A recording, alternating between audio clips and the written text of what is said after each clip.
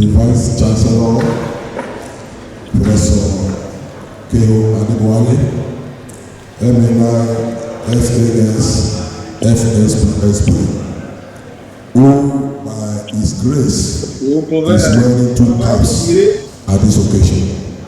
As both the Chief Host and Chairman, and I also welcome the management team of this great university.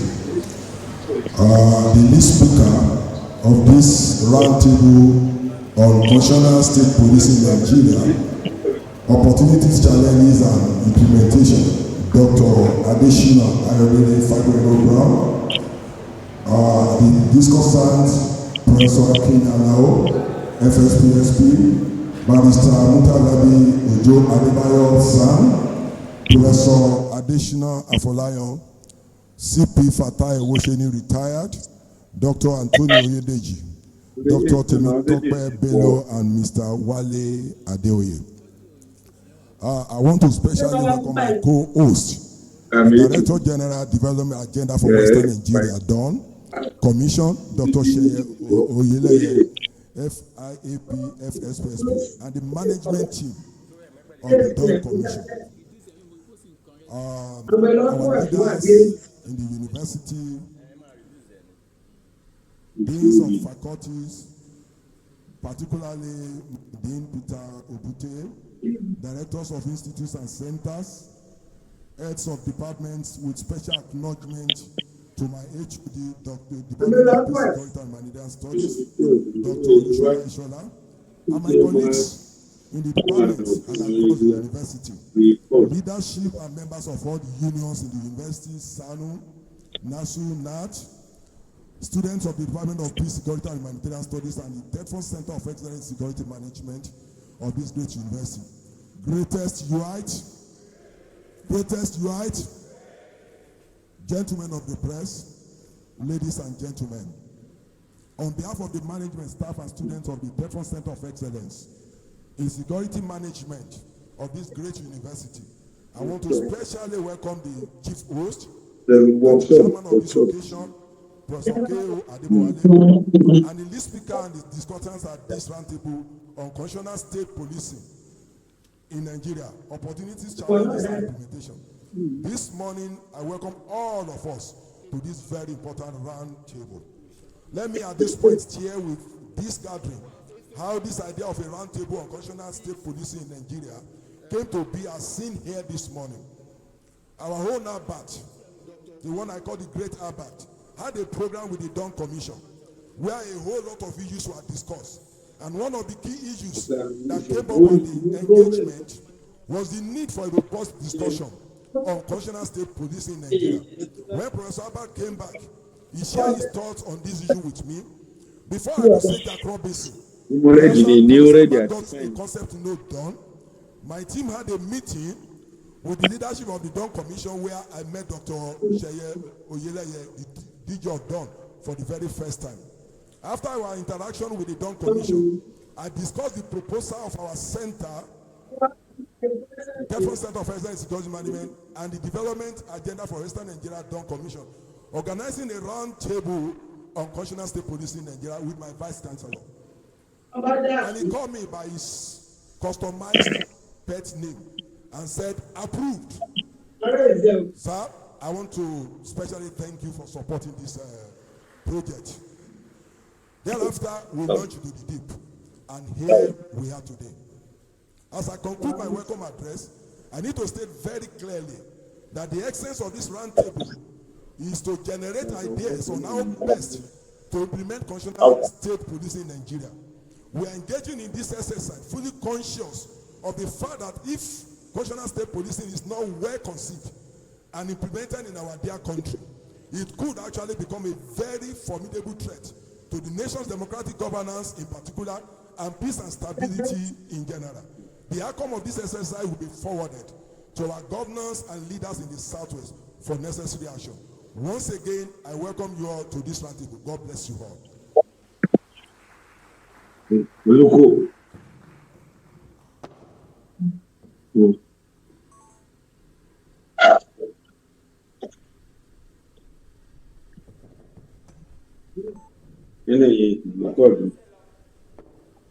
Distinguished ladies and gentlemen, please can we give the director another round of applause? Thank you. While we were inviting them to the high table, we indirectly recognize the presence of our special guests for today. But I'd just like to run through it briefly so that we'll better recognize them. Please, let's put our hands together for the chairman of this occasion and the chief host of the program, the Vice Chancellor, University of Ibadan, Professor Oyedeji Adebowale.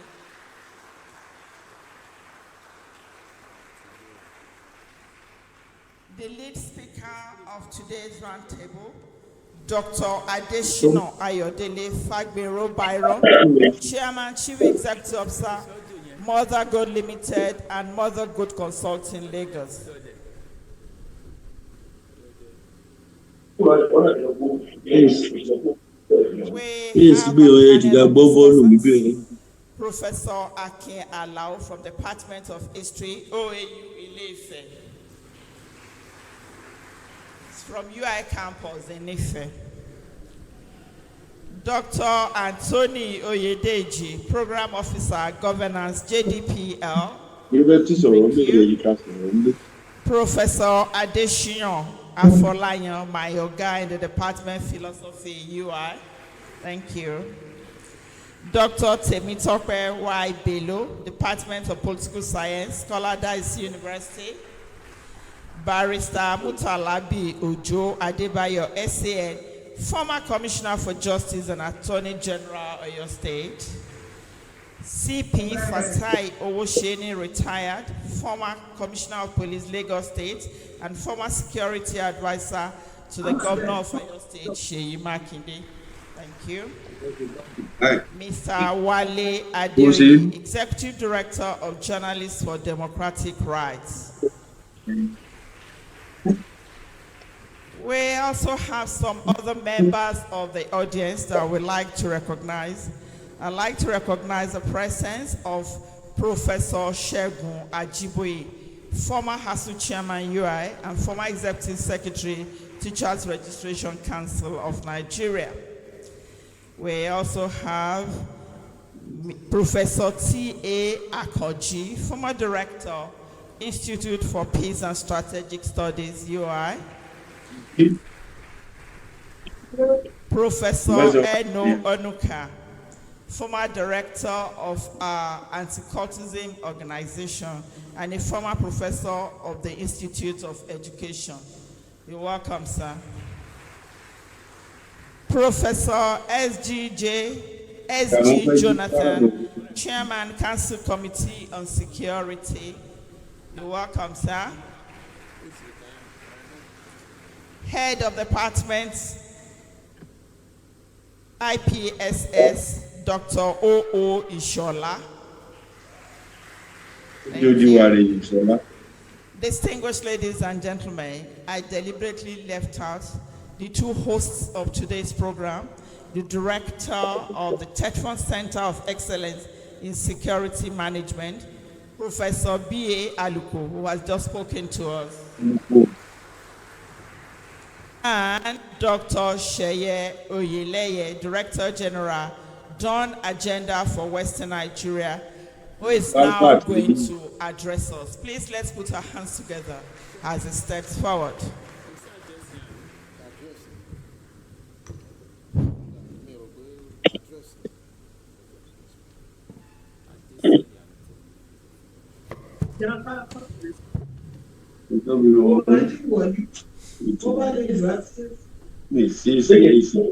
Mr. Vice Chancellor, sir. K.O. Adebowale, the Director, TEDFUND Center for Excellence in Security Management, Professor Adeniran Aluko, our lead speaker, Dr. Adeshina Fagbenro-Byron, Professor Isaac Olawale Albert, our distinguished discussants, gentlemen of the press, Ladies and gentlemen, good morning. My name is Seye Oyeleye. I'm the Director General of the Development Agenda for Western Nigeria Commission, the Regional Commission of the Southwest States, based here in Ibadan, Cocoa House. On behalf of University of Ibadan and Don, we welcome you to this very, very important discussion on state police. Security has always been a cardinal pillar of Dawn. As far back as 2011, the Commission's roadmap explicitly identified as a key action that the Commission, alongside legislators in the National Assembly, should lobby colleagues from across the country to push bills for community and state police.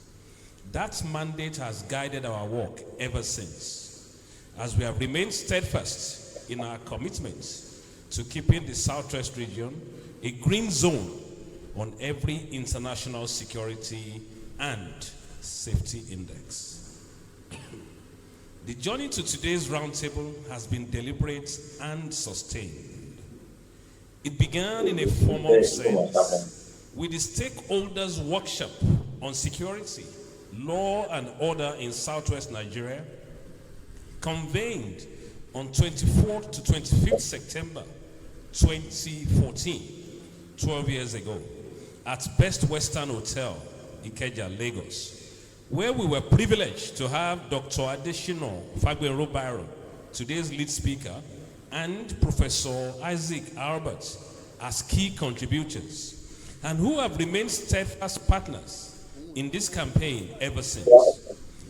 That workshop set in motion numerous high-level meetings, policy memos, and stakeholder engagements that eventually midwifed the Western Nigeria Security Network, Amotekun. The most recent convening before today was the technical session on state police for Southwest Nigeria, themed Foundational Imperatives for State Police in Southwest Nigeria, held on 26 March at the Dikwa Famakinwa Conference Hall, Cocoa House. Today's roundtable is a direct and purposeful offshoot of that session. State policing is not a new conversation for this region. It is the culmination of one. It is the culmination of one. For the Southwest, it represents the achievement of long-held conviction that subnational governments and the region must have meaningful control over the security of their localities. The centralized model of the Nigerian police force, though it has served the country through many seasons, has been overwhelmed by the scale and complexity of contemporary insecurity. Research, experience, and high-level dialogue over the years have exposed the structural gaps, and it is on that evidence-based foundation that we now seek to lay a stronger architecture, one that builds on and consolidates what Amotekun has already established. We are grateful to the University of Ibadan and to TEDFUND for this partnership with us, that we are gathered in this distinguished institution. A community that uniquely combines the town and the gang is itself significant. It ensures that our deliberations draw on scholarly rigor, practitioner experience, and the community insights in equal measure, and that the recommendations we provide will be worthy of placement before the governors of the 6 Southwest states. I thank the Vice Chancellor, Professor Adebowale, for hosting this, and Professor Benjamin Adeniran Aluko for the characteristic thoroughness with which TEDFUND has brought to this event together. Before I close, I want to say again that state policing is now not a matter for another 5 years. I know some in Abuja recently submitted a recommendation saying that we have 5 years to set it up. The challenges Nigeria is facing today, does not have 5 years to wait. The time bomb that we've been saying for so long that Nigeria is sitting on a time bomb, that time bomb has now exploded. We now need to act. Tomorrow is going to be too late. I trust our discussions today will reflect that urgency. And I wish everyone a most productive deliberation. Thank you very much.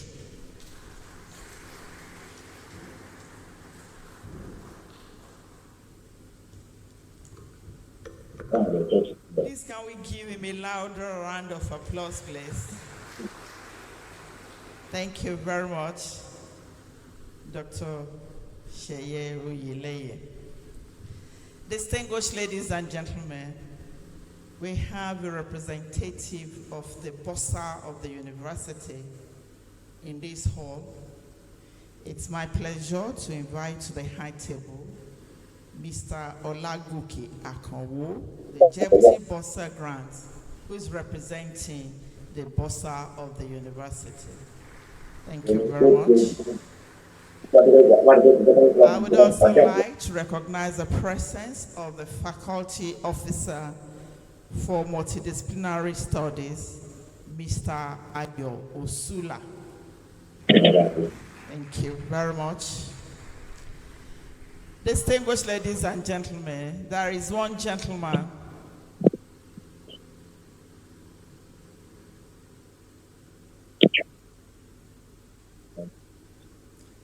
there is a gentleman professor of this university that I am so much in love with. He may not know it, but I'm confessing it today. I love him so much. I appreciate his work, and I'm always very proud of his achievements. Everywhere I introduce him, I always like to say, the doyen of peace and conflict studies in Africa. Let's put our hands together for Professor Isaac Olawale Albert.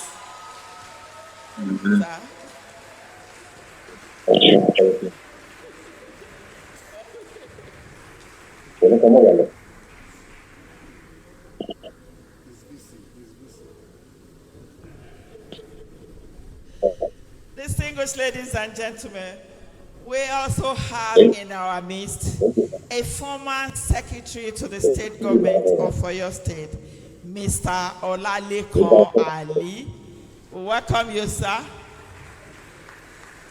And I would also like to recognize the presence of Alhaji Kunle Busari, Mogaji Egujemi Ile Akiloye, Uje Ibadan. Thank you very much. Distinguished ladies and gentlemen,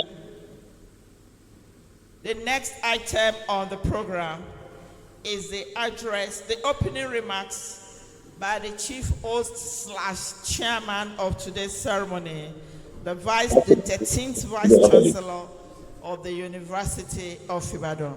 Please put your hands together for Professor K.O. Adebowale, MNI, FAS, FSPSP, FCID.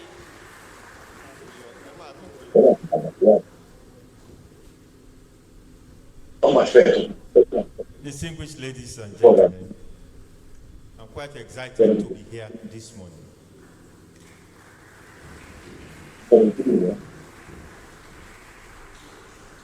Judging from the number, the quality, and the caliber of people that are gathered here this morning, I feel excited that Nigeria has a hope. I don't feel excited. Today appeared to be very busy in the calendar of the university. I think that a full complement of the principal officers will gather here. But unfortunately, we have 6-7 programs taking place simultaneously. Deputy Vice Chancellor, Academic is somewhere. Deputy Vice Chancellor, Administration is in another place. Deputy Vice Chancellor, Research, Innovation, and Strategic Partnership is also representing VC with another program. There is VAL. I'm sure that 1 o'clock, somebody will come and call me here because we have to sign an MOU with someone that is coming from outside Nigeria. So you see, it's very, very busy. But don't worry, it is not only 2 caps that I'm carrying. I'm carrying several caps, representing all of them.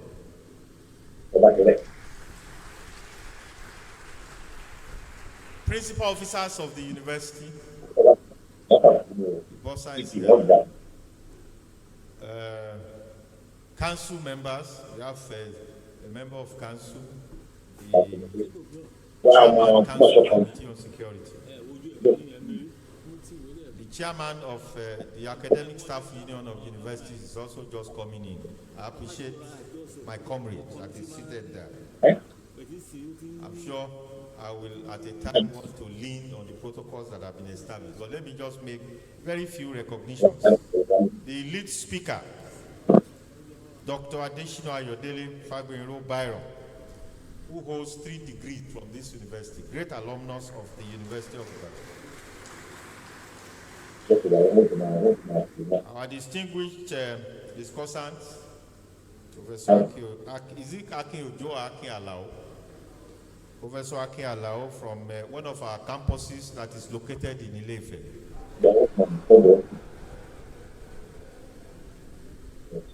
Called Obafemi Awolowo University.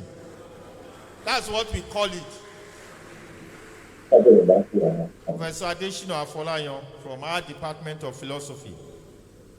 Dr. Anthony Oyedeji, Dr. Temitope Y. Bello of the Department of Political Science at Oyedeji University. CP Fatai Owosheni retired, former Commissioner of Police, Lagos State, and now Commissioner of Police everywhere. Mr. Oyeleye Adeoye, Executive Director, Journalist for Democratic Rights, the moderator of this program, highly revered, Professor Isaac Olawale Albert. The coordinators, Professor Benjamin Adeniran Aluko, Director, TEDFUND, Center of Excellence in Security Management of this university. Dr. Seye Oyeleye, the Director General, Dawn Commission, Development Agenda for Western Nigeria. I want to also appreciate all the members of Faculty of Multidisciplinary Studies, all colleagues that are there, representatives, distinguished resource persons, security experts. I can see also former Chief Security Officer of the University of Ibadan. He's seated in a corner there. Professor Ajiboye, Professor Akonji Olomi Apuwe. Nobody will know why I'm calling him that, but I know. I appreciate Professor Adedonyago of our Center of Excellence in Teaching and Learning. Representatives of the society and media, gentlemen of the press, distinguished ladies and gentlemen. It is my distinct honor and privilege to welcome you all to the University of Ibadan, the premier university, the first and the best. Today, we gather not as mere academics or bureaucrats, but as patriots confronting one of the most consequential questions in our era, constitutional state policing in Nigeria.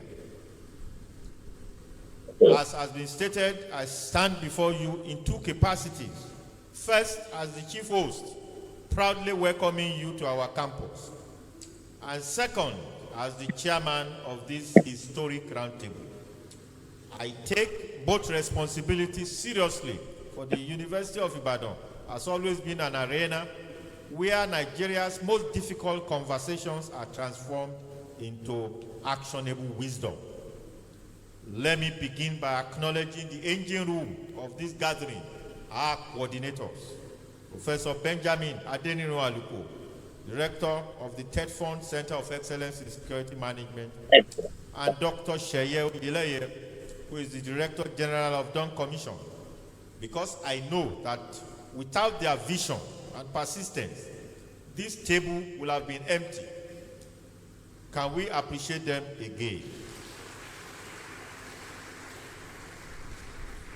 Distinguished ladies and gentlemen, the facts are undeniable. For over 2 decades, Nigeria has grappled with security crisis that defies simple solutions. From banditry in the northwest, to farmer-herders clashes in north-central, to secessionist violence in southeast, to kidnappings and piracy in south-south and southwest, our current centralized policing model appear to be gasping for air. The Nigerian police force, with fewer than 400,000 officers, for a population of over 200 million, is overstretched, underfunded, and operationally handicapped. The federal monopoly on police powers has created a system where a commissioner of police in Ibadan reports to Inspector General of Police in Abuja, often waiting days for approval to respond to a local emergency. This is not failure of men and women in uniform, many of whom perform heroically under impossible conditions. I feel it's a failure of our structure. So therefore, the question before us is no longer if Nigeria should consider state policing, but how and with what safeguards. Permit me to set a little tone for this discussion. I'm usually a man of very few words.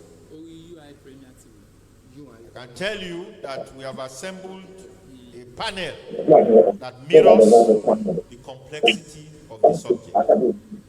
Our moderator, Professor Ayo Albert, a scholar of mastery of conflict and security studies, is legendary. He will guide our engagement. I have spoken about, let me just keep this for time, because I know so many things to be said. But let me just go to our lead speaker, Mr. Adeshina Fagbenro-Byron, the chairman CEO of Mother Gold Limited and Co Limited. I know there are other companies there. Dr. Fagbenro-Byron is not an academic at present, but I know he will be an academic tomorrow. And I'm sure his voice will be indispensable because he brings perspective of private sector leadership, of risk management, of organizational efficiency, of what it means to demand results without excuses. So we'll be looking forward to his keynote diagnosis. But let me make, as I said, a tool. Number one, the opportunities. Opportunities that state policing will present. Number one, local knowledge, faster response. Because I know that a state police force is embedded in the community. It understands local languages, the terrains, and conflict triggers. A kidnapping at Oyeleye can be pursued immediately, not after Abuja gives a green light. Two, accountability and oversight. When state governors and state assemblies have financial and administrative responsibility for policing, citizens gain a direct lever of accountability. The state police commissioner can be summoned by the state legislature, and the proximity of power, it deters abuse. Three, it alleviates federal burden. Devolution will allow Nigeria Police Force to focus on federal crimes, terrorism, cyber, transnational organized crime, and so the state can handle community level security. Number four, employment and intelligence gathering. State policing creates jobs and, more importantly, community-based intelligence network that, as of now, is weak. The DG of Dawn Commission spoke about Amotekun. The Amotekun experience in the Southwest, even as imperfect as it may be, has shown that local security outfit can reduce response times and complement federal efforts. Let me also mention some challenges.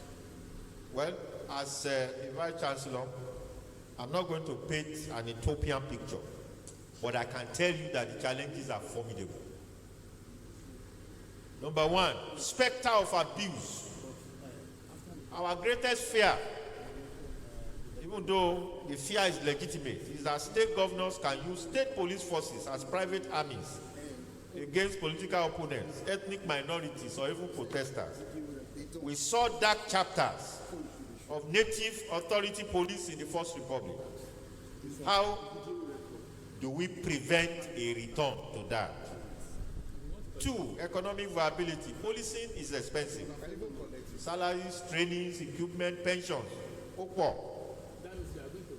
Many states currently they struggle to pay civil servants. So without a clear framework, fiscal framework and federal grants, state policing will face some challenges as well, and they could even collapse into corruption and become a tool of exhaustion. Three, proliferation and coordination. 36 state police forces plus federal police can create chaos. Overlapping jurisdictions, conflicting commands, and perhaps criminals exploiting borders. A robust joint operations command and standardized training should be non-negotiable. Also, constitutional hurdles. Finally, there, policing appear to be on the exclusive list. Item 45, Part 1, second schedule of 1999 Constitution. So, to move it to concurrent list, we require some constitutional amendment, 2/3 of state, 2/3 of National Assembly. But we will also need to build consensus. I am not going to speak on the implementation framework because I'm used to it. Having attended the National Institute for Policy and Strategic Studies, we talk so much about implementation strategies. But I'm going to leave it because I will still have opportunities to come back for conclusion, for me to be able to wait for how the discussion will be like. So you may not hear my voice again until perhaps, I hope I will be able to stay to the end of this program. I wish I do. I want to. I feel I will. To stay to the end of the program, to see the direction and where it is going. And I'm sure that participants will also have opportunities to discuss, to comment, and also to ask questions, depending on the time that we will arrive at that point.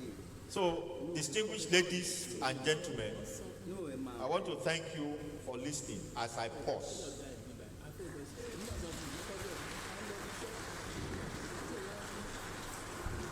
Thank you very much, sir. He said it himself. My Oga is a man of very few words. He has not started speaking, no. Very soon at the end of the program, he will conclude his speech. And then he would have said more than a few words. Please let's appreciate the efforts of the Vice Chancellor once again. Thank you very much, sir. Distinguished ladies and gentlemen, when we have a gathering of this caliber, we have a lot of important people that we have to recognize. Kindly permit me to do a few more recognitions as I recognize the presence of a former head of service in Oyo State, Mr. Sir Soji Eniade MNI. Thank you, sir. We also have the Chief Executive Officer of Keto Oil, Mr. Adekunle Olunlade. Thank you. A former Chief Security Officer of the University of Ibadan, Mr. Joseph Akin. Thank you. We have a former Acting Vice Chancellor of the University of Ibadan, Professor Adebowale.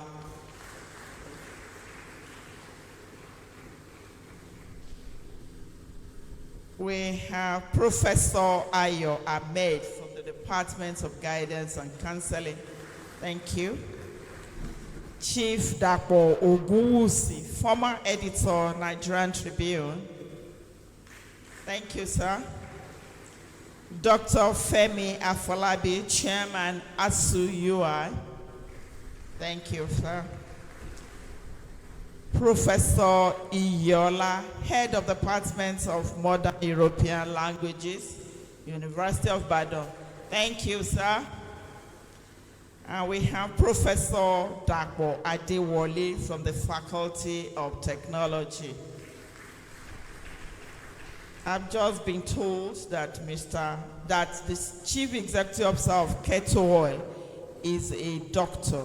So I recognize the presence of Dr. Adekunle Olunlade. Thank you very much, sir. Distinguished ladies and gentlemen, we now have a preamble to, and it's my pleasure to invite Professor Isaac Olawale Albert, FSPSP, FICMC, Doyen of Peace and Conflict Studies in Africa.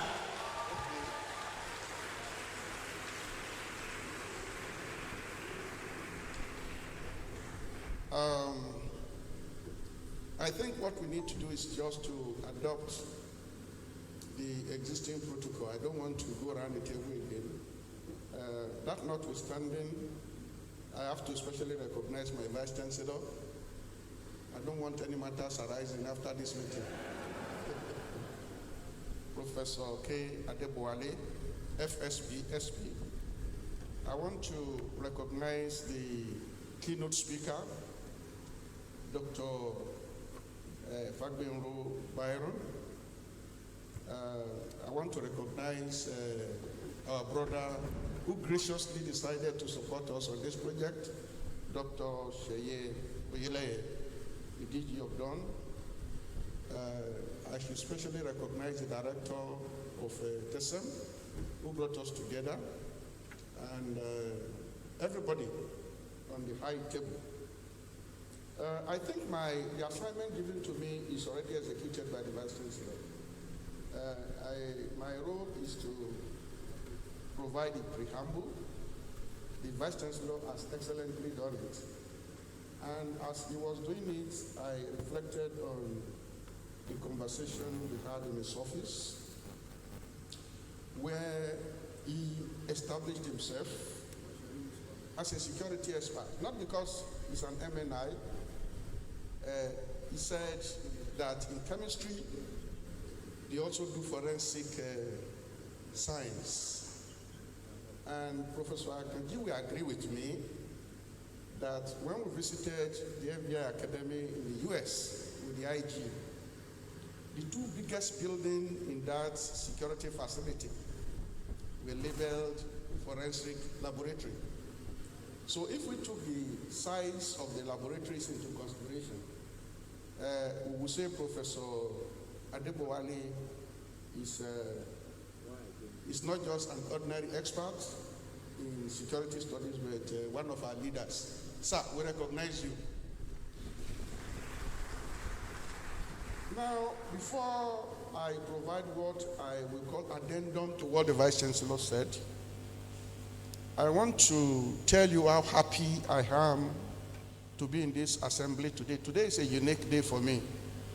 And it provides me the opportunity of telling you, of providing the history of Tetfund Center of Excellence in Security Management. It started in the office of this same man you have invited here today as the lead speaker. When Nigeria transitioned to democracy in 1999, several international organizations appointed me as their consultant. You said OTI, DFID, the Germans, all groups. World Bank, I was their consultant. And in 2 years after I think 2001, some of the agencies started, pulling out of Nigeria, believing that democracy was stabilized. But DFID, you will tell us later what happened to DFID. DFID decided to start a very big security management project to support this country.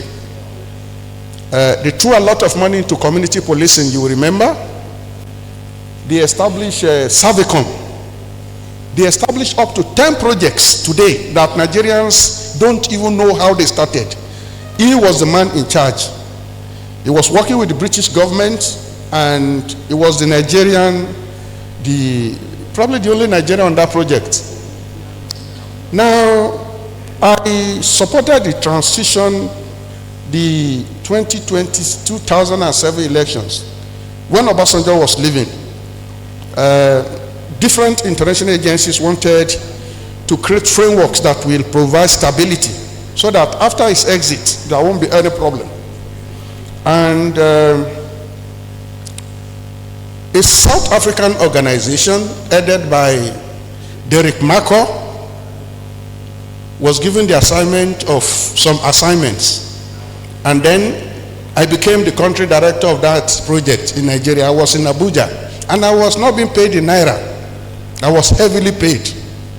He was the person coordinating the project from the British side, and our focus was to put in place an early warning system for stabilizing Nigeria. Now, in the course of doing that project,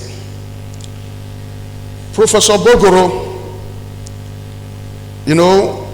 came in, and so when we were planning to have the 2023 election, there was a debate in Abuja. What do we do to support this system? And then, what can universities do? It was that conversation that actually gave birth to TEDFUND Center of Excellence. First in multidisciplinary studies, but we were given the special mandate of repeating the 2007 early warning system to support smooth 2023 elections. But when we started, there were some problems along the way. They said we should have a master's degree in early warning system, and we said nobody will come to the university to come and do early warning alone when it's possible for you to do larger, so we changed it to security management. And that was how we started our master's degree in security management, and then the PhD that we're working on now. Sir, I want to thank you. Several people work for this country. Several people work for this country, and they do not make noise about it. But God brought you to the University of Ibadan today to deliver a lecture on a project that had its history tied to what you guys did for Nigeria. Thank you so much. Now, as I said, the Vice Chancellor has already provided the background to why we are here. But we are here because a few months ago, TEDFUND visited Ibadan, and they told us in very clear terms, you are a center of excellence. We expect you to be leading debates around emerging issues. And I think the latest issue in town today is state policing. And what TEDFUND is trying to do is to live up to the expectations of the funders of this project, to say, as the president is discussing state policing in Abuja, as the president has just appointed for the first time in the history of this country an advisor on home security, we are here as a university, as the Vice Chancellor said, the first and best to start this academic conversation. So we are starting it, and I am happy that several people are online. This project, these people are listening to us across the globe. So it is not just an Ibadan event alone. So we have people online actually listening to us here. Now we are starting here with an academic perspective to the debate. We have listened to people in Abuja. Politicians see the next election. They are not too much interested in scientific interrogation of any issue. And we thank you so much, all the people we have invited. You are all scientists. And what we want to do is to have you talk to us on the scientific implications of what we're doing. Is state policing the right way to go? Mr. Osheni is looking at me. The police people say they don't want it. You must have it. We have decided. That's the direction in which we are going. So, it is no longer a matter of whether we want it. It's now a matter of when it will start and how it will start. And that is why we have brought all of you together. So, ladies and gentlemen, let me not waste your time with any long story telling. What we want to do here is to analyze the proposal to have what we call constitutional state policing. We are not calling it state policing because across the world, across the country, you meet different police institutions now. Policing in Nigeria has gone beyond the federal police, but the constitution is still saying there shall be the Nigerian police, even when everybody is coming to steal from the police. DSS was taken from the police, road safety taken from the police. So the police is largely naked now. But the constitution is very, very clear on it that we cannot move forward without actually changing the constitution. Now the question, the assignment here is, why should we change the constitution? Do we have sufficient reasons to change the constitution? How do we change the constitution? When we change the constitution, who should benefit from it, and what roles for the rest of us in the society?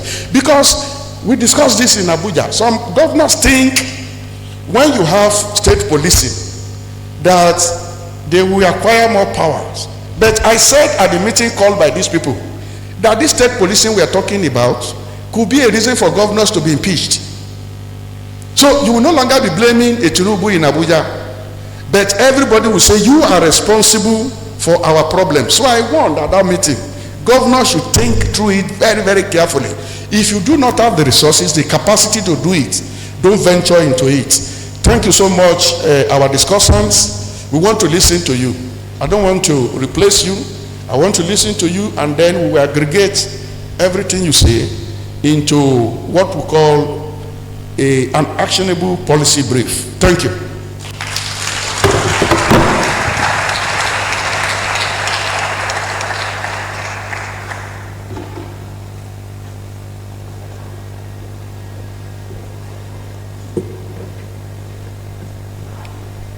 Distinguished ladies and gentlemen, there is no doubt that we are here for business. The topic is constitutional state policing in Nigeria, opportunities, challenges, and implementation. Professor Albert has provided the preamble, and we have gathered a team of experts to discuss the issue. Who are these people? Before I perform the next assignment, I'd just like to recognize the presence of Professor Akin. He's online and is going to participate in this program. I'd like to invite the director of the University of Ibadan Center for Excellence in Teaching and Learning, Professor Adeoye to give us the profiles of the lead speaker and discussants. Please let's put our hands together for Professor Aguru.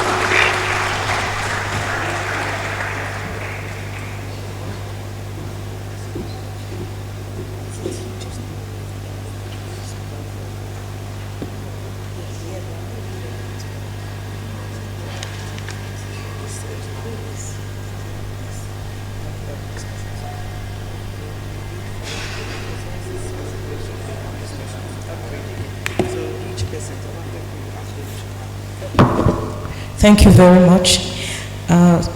I'd like to ask Dr. Adeshina Fagbenro-Byron to be on his feet. Can we give him an applause as he does that?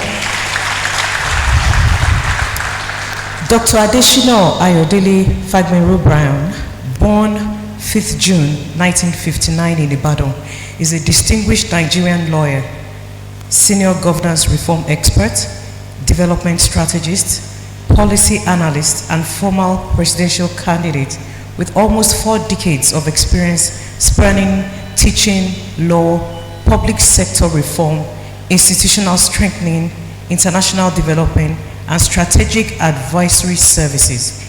He is Chairman, CEO of Mother Gold Consulting, Principal Officer at Adeshina Fagbenro and Associates, and Senior Partner at Goldstream Law Firm, a former Governance Advisor and Regional Coordinator with the United Kingdom Department of International Development, DFID, now FCDO. He provided leadership on major governance, anti-corruption, justice, service delivery, and institutional reform programs across Nigeria. He was later Regional Coordinator and Head of DFID Office with oversight responsibilities covering Southwest, including Kwara, and in 2021 to 2012, also heading Southwest and South-South Regional Office.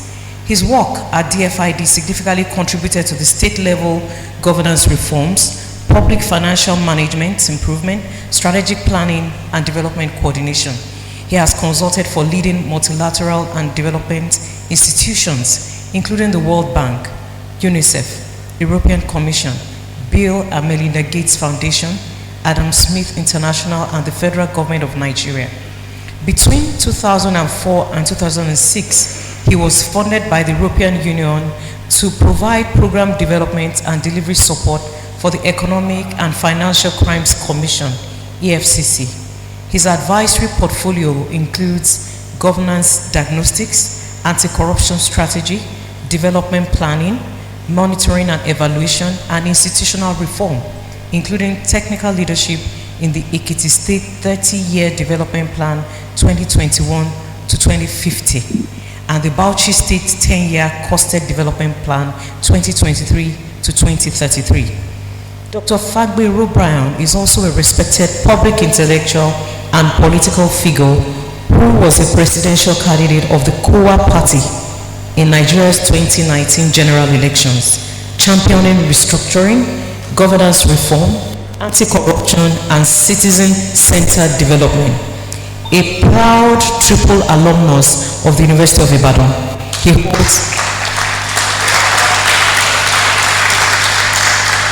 holds a BSc in Economics, LLB, and Information Science. He was called to the Nigerian bar in 1989 as a barrister and solicitor of the Supreme Court of Nigeria. He is a recipient of an Honorary Doctor of Humanities, honoris causa, and a Fellow of the African Institute of Information Management. He served on the Lagos State COVID Advisory Board 2020 to 2021 and currently sits on the Lagos State Governor's Advisory Board on Special Economic Interventions. He continues to advise governments, legislatures, development partners, and private institutions on governance, compliance, institutional transformation, sustainable development, and security sector reform.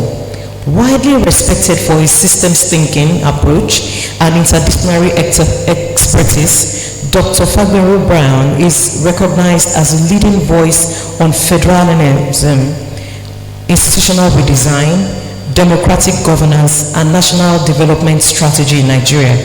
Beyond public policy, he is also an accomplished Afro-jazz musician, composer, guitarist, percussionist, and live performer, publishing and performing under the stage Identity. Can we give another applause for our distinguished lead speaker? Thank you, sir. You may have your seat. I'd like to recognize and I would ask Professor Akin to please rise as I read his bio. Professor Akin is a distinguished professor of legal history at the Obafemi Awolowo University, Ile-Ife, a prolific author and seasoned editor. He has shaped the field through teaching, research, and extensive service on the editorial boards of many prestigious journals.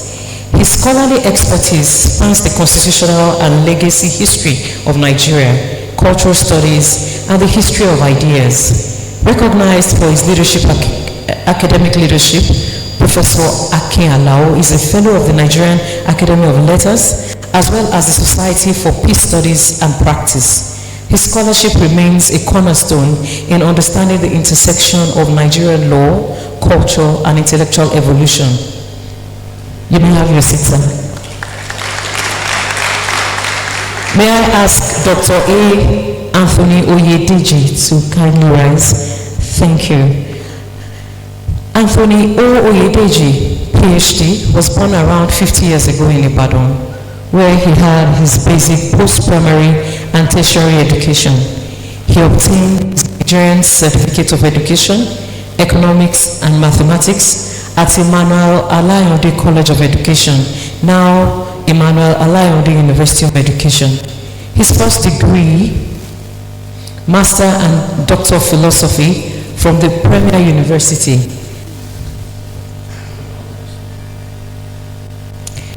of Ibadan, where he studied educational management with economics, educational management with personnel administration being area of his specialization at master's and PhD levels respectively. He is an academic instructor and a social worker. He is currently program officer at the Department of Democracy and Human Rights at the Justice, Development and Peace Commission, JDPC Ibadan, where he also serves as a parliamentary liaison officer to Oyo State House of Assembly, which made him a member of the Oyo State Post-Legislative Scrutiny. Dr. Oyedeji has published several papers, both local and international. He has worked on different projects such as MISA Reo, Germany, Foreign, Commonwealth and Development Office, FCDO, International Budget Partnership, IBP, among others. He is a public policy and budget analyst both at the state and national levels, a community mobilizer, lobby and advocacy expert. His interventions through these international bodies have made impact in the area of governance. He was a part of the people that initiated and worked on different laws in Oyo State, part of which includes Oyo State Education Trust Fund, community service as alternative punishment to imprisonment, ongoing amendment to the Oyo State Security Network Agency, Amotekun, 2020, Oyo State Open Rearing and Grazing Regulation Law, 2019, and 2019 Land Grabbing Law, among others. He is happily married with children. Thank you very much. Please have your seat. I'd like to ask Professor Adeshina Fagbenro-Byron to rise as I read his.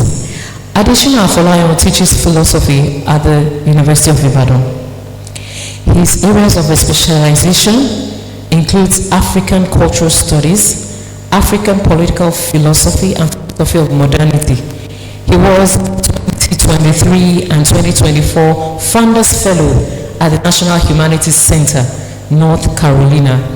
He is currently a research fellow at the Free State Center for Human Rights, University of the Free State, South Africa. He is the author of Philosophy and National Development in Nigeria, 2018, editor of Authoring Nollywood, 2014, and Identities, Histories, and Values in Post-Colonial Nigeria, 2021. He's co-editor of the Palgrave Handbook of African Philosophy, 2017, Pentecostalism and Politics in Africa, 2018, Indigenous Knowledge Systems and Development in Africa, 2020, Pathways to Alternative Epistemologies in Africa, 2021, and Global Health and Humanity and the COVID-19 Pandemic, 2023. His current project interrogates the critical engagements between African philosophy, African indigenous knowledge, and the popular culture in post-colonial Nigeria. An applause for him, please. Thank you very much. I'd like to invite Dr. Temitope Bello. Dr. Temitope Bello is currently the Acting Director of Research and Development and a Senior Lecturer in the Department of Political Science and International Relations, AIG University, Ibadan. Her research areas is in Human Security and Development Studies. She obtained a BSc in Political Science from the University of Ilorin and acquired both an MA and PhD in Peace and Conflict Studies from the University of Ibadan. She has won several scholarships, research and travel grants to partake in local and international scholarly meetings, workshops and conferences, and engaged in individual and collaborative research under the auspices of the Council for the Development of Social Science Research in Africa, CODESRIA, Social Science Research Council, SSRC, Marian Institute for Advanced Studies in Africa, MIASA, Special Methods for Urban Sustainability, SMUS, University of South Africa, UNISA, Tertiary Education Trust for TEDFUND, the British Academy, Mo Ibrahim Foundation, and Bewu Foundation. She has authored and co-authored publications in reputable outlets in areas of urban livelihood, insecurity, women's security, environmental governance, social policy, youth empowerment, forced migration and displacement, among others. She is the head chapter Nigeria Senior Research Associate, Southern African Policy and Development Nexus, SAPDN, and an active member of the Institute of Chartered Mediators and Conciliators, Nigeria, ICMC, Council for Development for Social Science Research in Africa, CODESRIA, among others. She is happily married with children. Another applause for her as she takes her seat. I'd like to ask Mutalabi Ojo Adebayo San to please rise. The managing partner of Adebayo and Badamasi is a 1992 graduate of the University of Ibadan. Mutalabi Ojo Adebayo San was admitted into practice of law in 1993. He was attached to the prestigious law firm Bayo Aluko San and Company, Kaduna, during his national service from November 1993 to October 1994. Whilst in the chambers, he was a member of the editorial board of the Supreme Court of Nigeria's judgments, SCNJ, a post which he held till December 1994.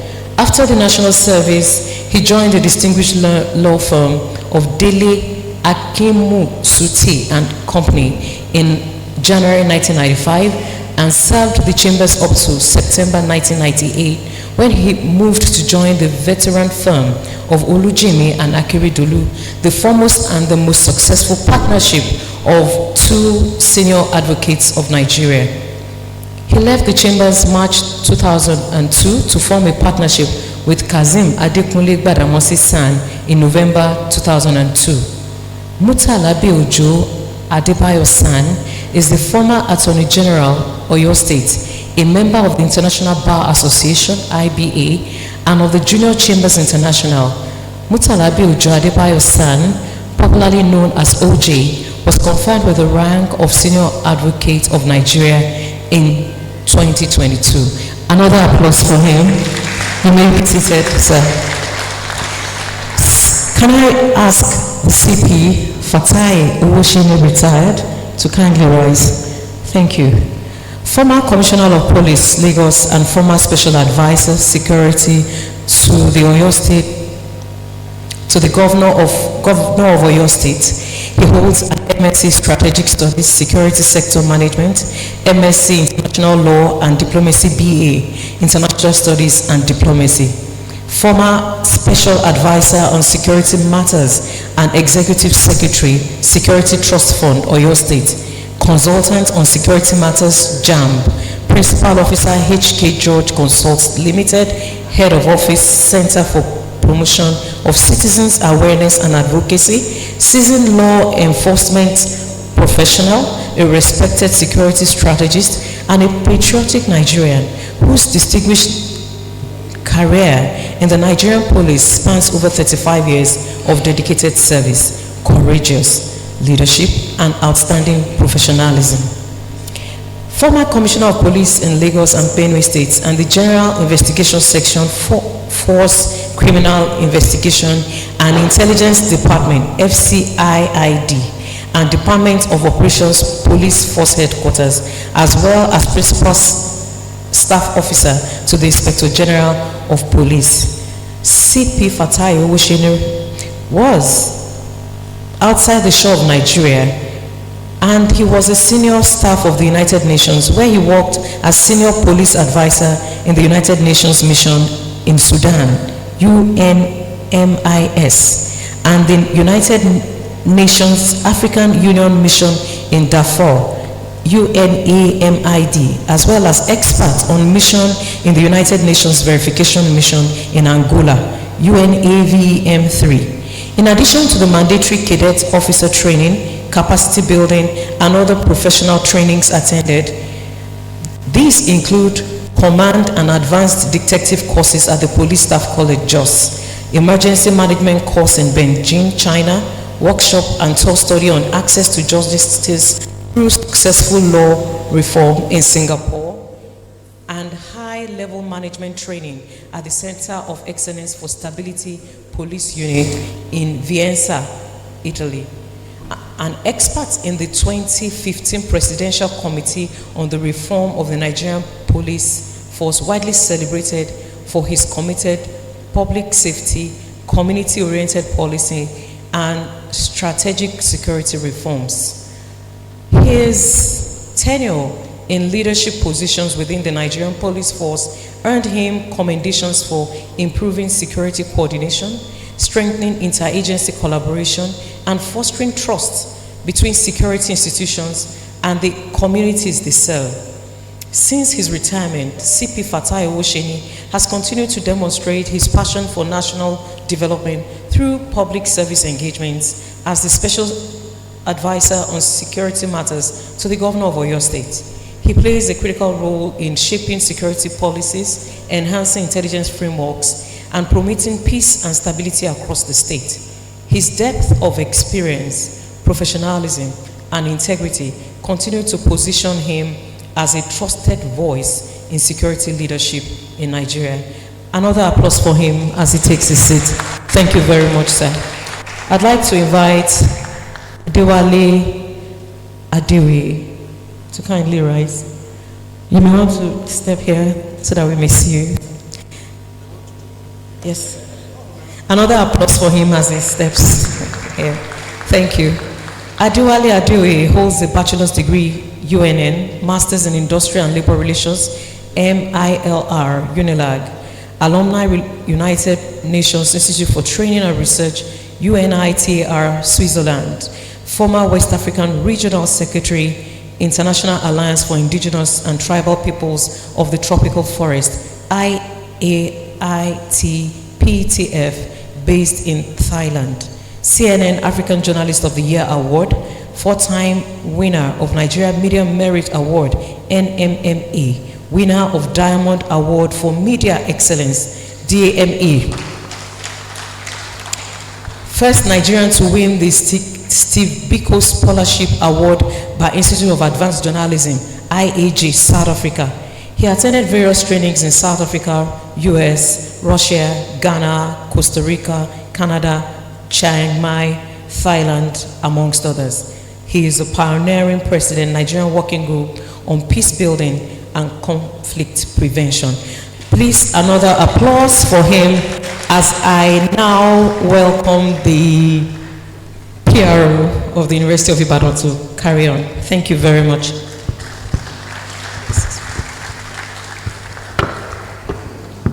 Thank you very much, Professor Agoro. Please, can we give her another round of applause for a job that was beautifully done. Distinguished ladies and gentlemen,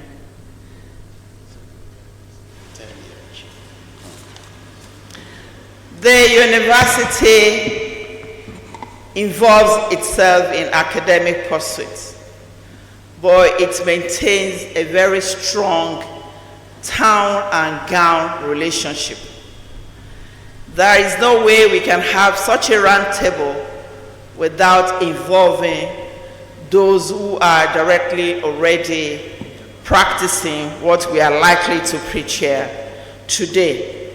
It's therefore my great pleasure to recognize the presence of retired Colonel Olayinka Olayanju, the Commandant of the Oyo State Security Network, Amotekun Corps. Thank you very much, sir. We also have here with us AIG Adeoye, retired. You're welcome, sir. Thank you. From UI, she should be here, because when we have such a town-gown relationship, we have a lot of our alumni coming back home, and we like to maintain relationships with them. It's my pleasure to recognize the Director, Office of Alumni Relations, Dr. Ndidi Ofole. Thank you very much. Distinguished ladies and gentlemen, we go straight to the business of the day, which is the roundtable discussion on constitutional state policing in Nigeria, opportunities, challenges, and implementation, as we put our hands together for the presentation of the late paper by Dr. Adeshina Fagbenro-Byron.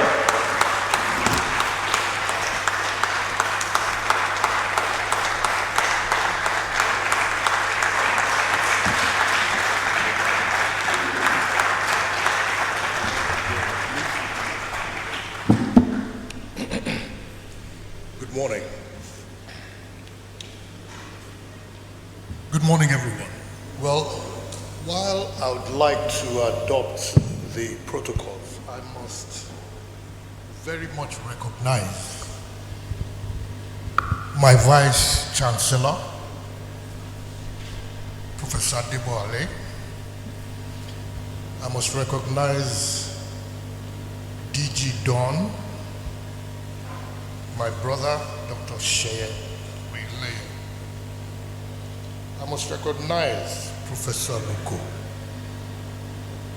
our host or co-host, and I must recognize my friend and colleague for over 20 years, Professor Isaac Albert. Ekuleo. I say that because I am back home as an alumnus of University of Ibadan. Anytime I come to this hall or to this campus, it is like coming back home. The last time I was in this hall was when it was UI at 70. I was one of those 70 that was recognized as UI 70. So that's another plaque I proudly carry. When I was being introduced, I was also introduced as a musician, published musician. UI is partly responsible for that.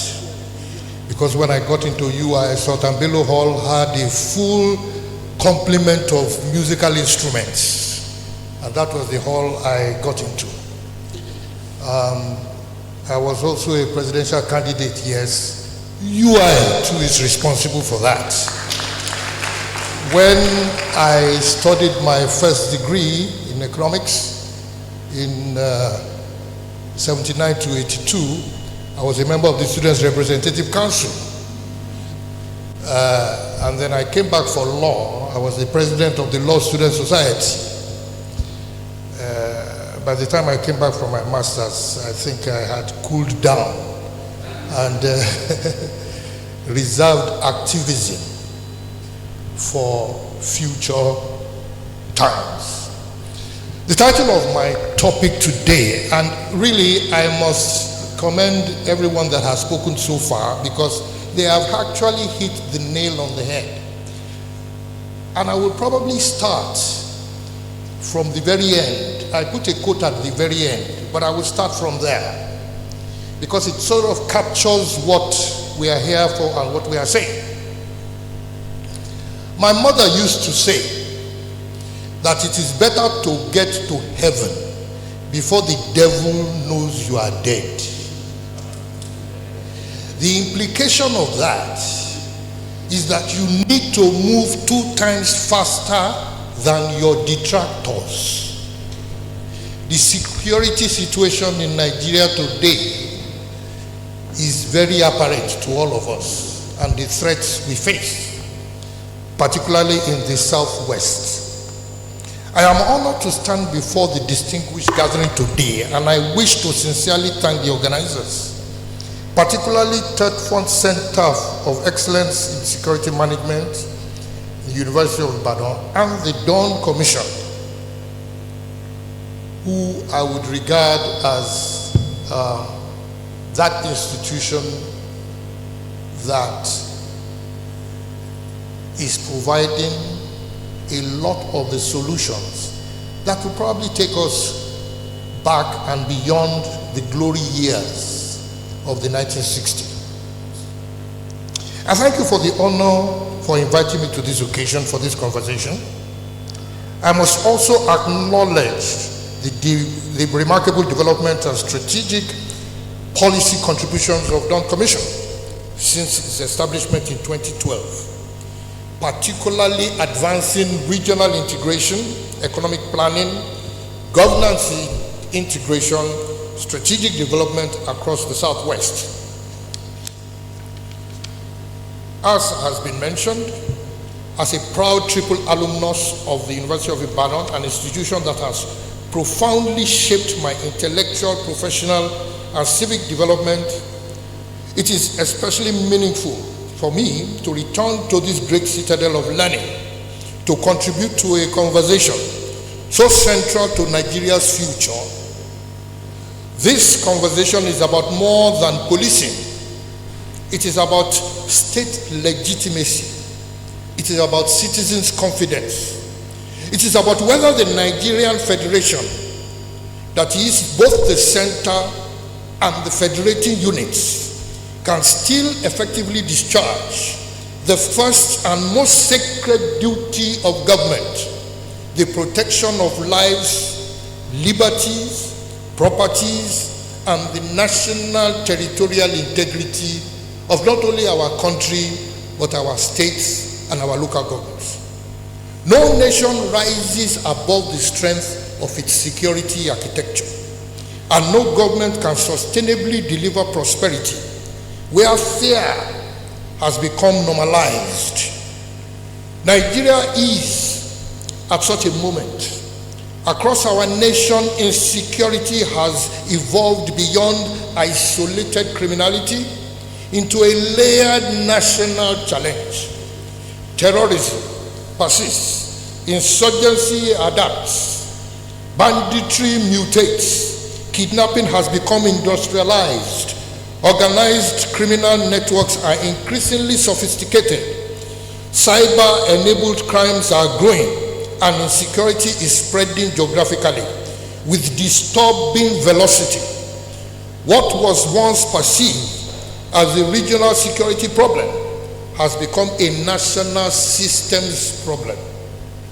Most concerning is the accelerating southward drift of insecurity. The Southwest can no longer afford the illusion of strategic immunity. Geography is no longer a reliable defense against violent extremism. Distance is no longer a security strategy.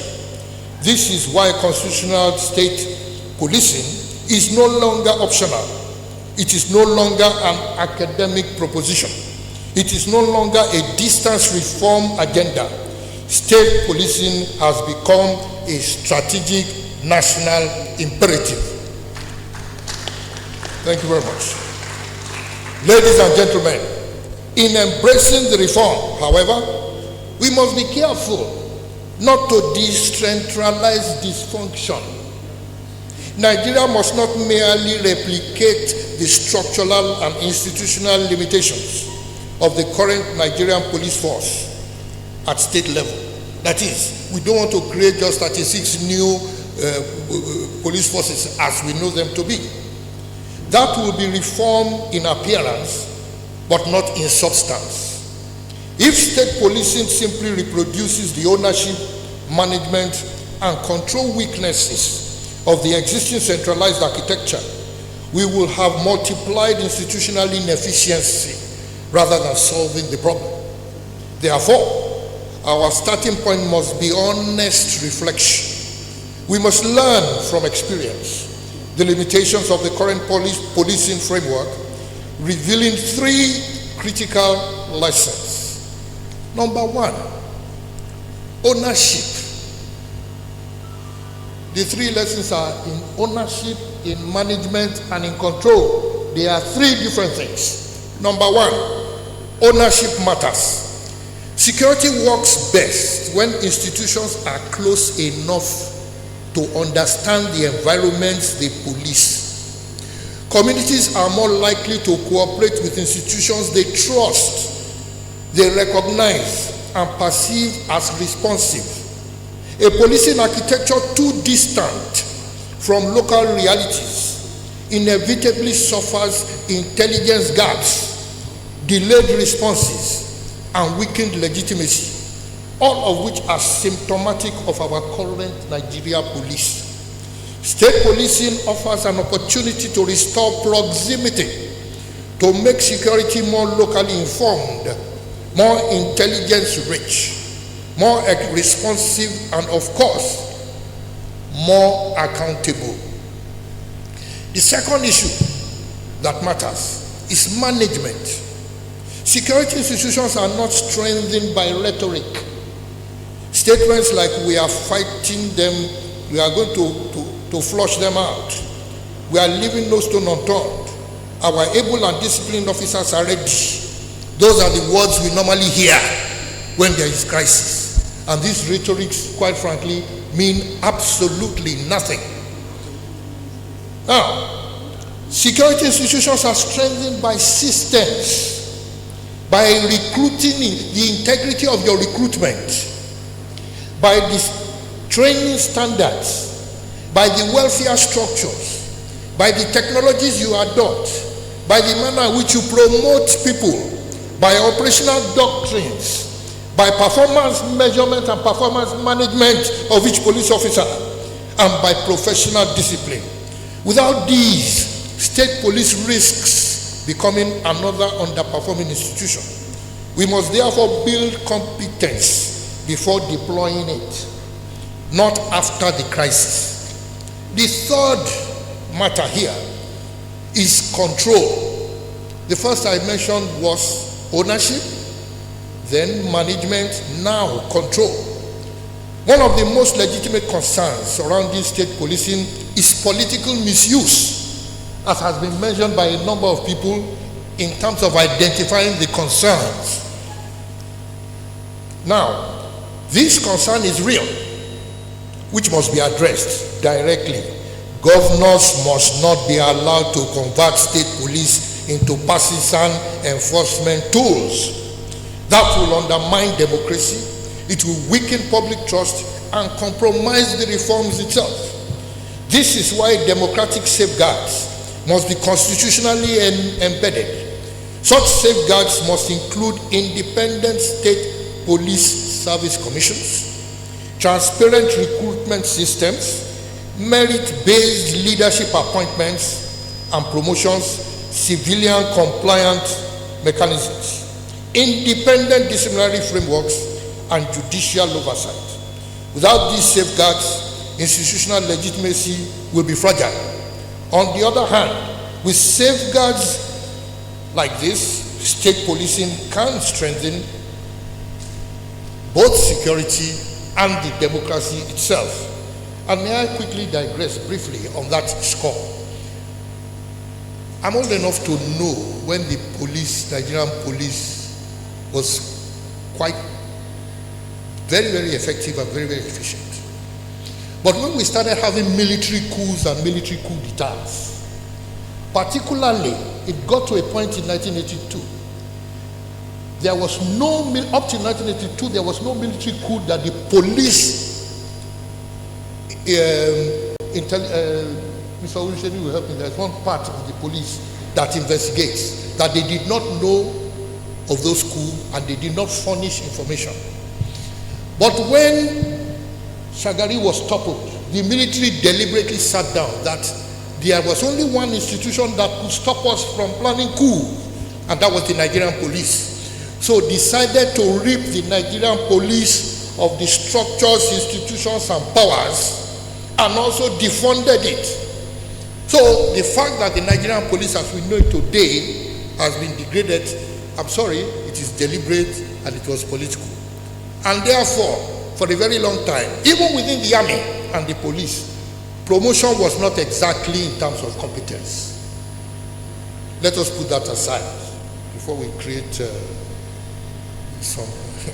Distinguished ladies and gentlemen, it is in response of these realities that I advocate a practical and sequence-layered framework for successful state policing implementation in Nigeria.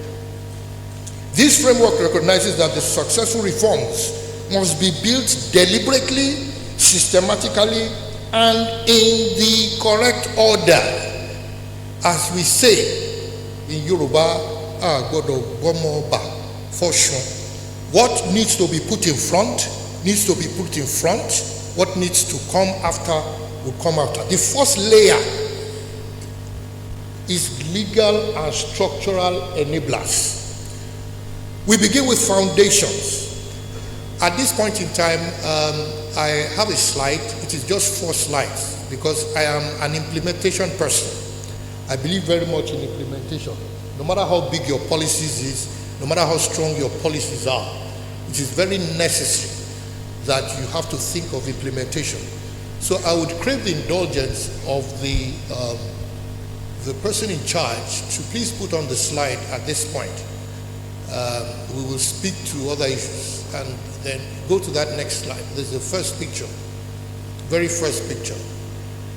Not that, please go on. Yes, and if you can expand it to slide format so they can follow me as I go. Just click the PowerPoint so it expands over the world. No. Just, there is an icon somewhere down on your left which expands the entire slide and gives it a full image. No. It's down. It's at the bottom. But let me go on. So the first layer is legal and structural enablers. This includes constitutional amendments. One of the constitutional amendments is going on right now as we are in Abuja. But it also includes new state laws, new state regulations, funding mechanisms, resource capacity, and providing safeguards against politicization. Without sound foundation, reforms become unsustainable. And if you see by the diagram, there is an underlying enabling environment. First of all, we need community participation in anything we do. We need a way and form to be able to engage with stakeholders, stakeholder collaboration, communication, transparency. We need data. We have to be data-driven. M&E frameworks and the like. So the foundation stage has 3 components: constitutional and legal frameworks, funding resources, and putting things in place against politicization, that is politicization and democratic safeguards. The second layer is now where you get to the operational components, capacity and systems. Next comes capability, the human rights issues, accountability, structures, professionalism, and training. When we were putting some training in place for community policing, we were very concerned about human rights and how police would actually reflect that in their policing work. 21st century police must be professional and technologically enabled, systems driven. For example, let me give you one short example. When it comes to rape cases, conventionally, rape cases, how they are interrogated, or actually, rape cases should be interrogated in a manner that provides confidence for the victim to be able to speak, to be able to express him or herself. Notice I said him or herself, because at times men are raped as well. For no one to say that I'm gender biased. But the point here is that how do you conduct a rape investigation or rape interrogation when you invite the woman across the counter for her to start repeating how she was raped? So some of these little things that help us nuance training to help the policeman understand that, you know, the core responsibility is to serve and to protect. And the weaker the person is, the more that responsibility you have. The third layer is the question of legitimacy, trust, and sustainability. And this has to do with the kind of partnerships you build with society. The reforms must be socially anchored. Systems for community policing and public engagement must be in place. There must be inter-ethnic and inter-religious safeguards. We don't want xenophobia or religious intolerance because the police is an Oyo State police, therefore it must be biased towards Yorubas alone. That will defeat rather than strengthen that process.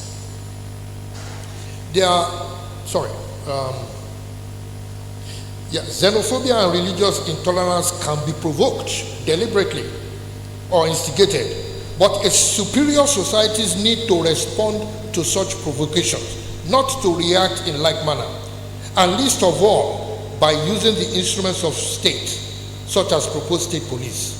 There must be clear transition protocols as well, and implementing sequencing, as we have said. Public trust must be nurtured and sustained, because force alone cannot create security, legitimacy, or create security while the trust element is absent.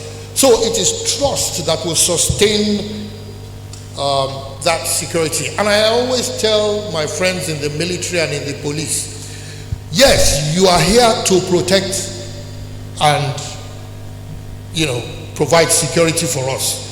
But guess who is supposed to protect security for the soldiers? Who is supposed to protect security for the police? It is the people within which they live. Because no matter who you are, if you are a policeman, your father is not a police. Even if you are, not all your relations are. So, and you live within a community. The most secure communities are the communities who have a cordial relationship between the police force and the people themselves. Ladies and gentlemen, let me respectfully address a matter of implementation urgency. I respectfully but firmly challenge the proposed 60-month implementation timeline proposed by my brother and our very able and most distinguished Inspector General of Police, Mr. Tunji Disu. In my considered view, this is inconsistent with the present threat realities. 5 years may be administratively comfortable, but security threats do not respect administrative comfort. Terrorists are not waiting for our procedural convenience. Insurgents are not observing our institutional calendars. Criminal networks are not slowing their adoption to accommodate our reform pace.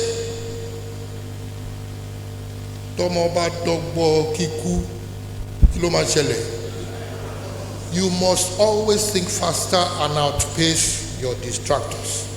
Nigeria's threat environment is moving faster than our bureaucratic assumptions. And our response must reflect this urgency. I therefore strongly advocate a maximum, and I'm being very challenging here. I am being challenging. I want to challenge us. 12-month phased implementation framework. This is not reckless. It is reality. And I have developed, go to the next slide, please. Next slide, please.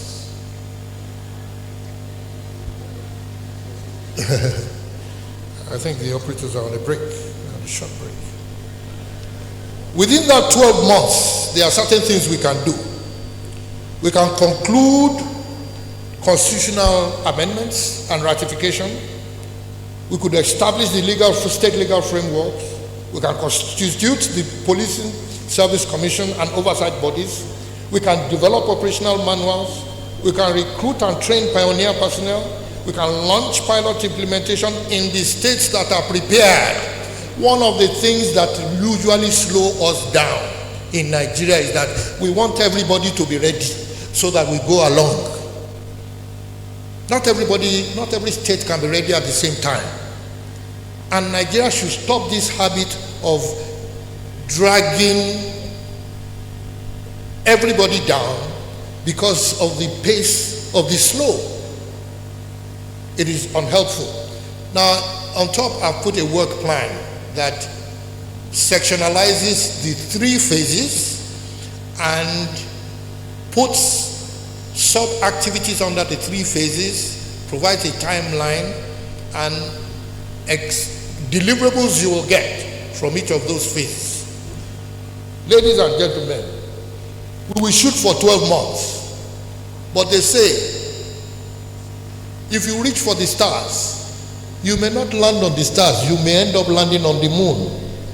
If we reach for 12 months, if we don't do it in 12 months, we may do it in 13, 14, or 15, but waiting for 5 years, I'm sorry, I beg to disagree. I believe this is achievable if approached with political will, technical discipline, and a sense of national urgency. As we say in development parlance, a reform delayed in the face of escalating threats is a risk compounded. Nigeria can no longer afford institutional delay in the face of deteriorating insecurity. We must now reform at the pace of the threat. That is the defining challenge before us. Distinguished ladies and gentlemen, this is not merely about creating another police institution. This is about renewing the Nigerian state, strengthening the federalism, restoring citizens' confidence, improving response capability, enhancing intelligence, protecting communities and securing our lands, our lives, and our livelihood, and most especially the future of our children and our children's children. If properly designed and implemented, constitutional state police can become one of the most consequential governance reforms of our democratic history. Our commitment should be to a state policing reform that strengthens security without weakening liberty. A reform that brings security closer to the people while preserving national cohesion. But history will judge us not by our intentions. History will judge us by our decisions and by our speed. The time for endless theoretical conversation has passed. Nigeria has studied this matter long enough. The moment now calls for courage, for design, for discipline, for urgency, and above all, for action. In conclusion, from analysis to action, April 2026 Security Watch report is not merely a record of Nigeria's past violence. It is a prophetic warning for the Southwest. Kwara's February catastrophe, the documented Easter spike in abductions, the persistent dominance of militant Fulani herdsmen in, maybe not Nigerian Fulanis, in neighboring states, and the rising wave of attacks within the Southwest itself form an unmistakable pattern. The security crisis is moving south, and it will not stop at state borders. The Southwest response must be proportional to this threat. That is, it must be immediate, coordinated, unapologetically proactive. While supporting the ongoing constitutional amendment process for state police, the region cannot wait for Abuja's legislative calendar. The Southwest has the resources, the political will, demonstrated by that Ibadan summit we had a while ago, and the institutional foundations of institutions like Amotekun, the Dawn Commission, and the proposed Southwest Security Fund.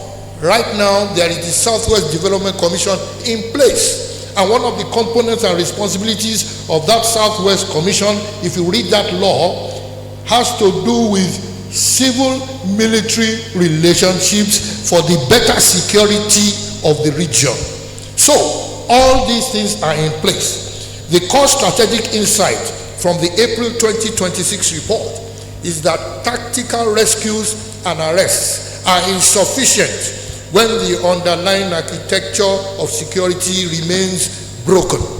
The Southwest must build its own architecture, one that is regional in scope, intelligence-driven, community-integrated, and professionally managed. The alternative is not stability, but a slow, silent acceptance of a new normal of rural insecurity, economic disruption, and escalating violence that will ultimately consume the region's hard-won prosperity and peace. Let this roundtable not merely generate another document. Let it produce a national or a regional implementation pathway, practical, actionable, urgent, and worthy of the moment.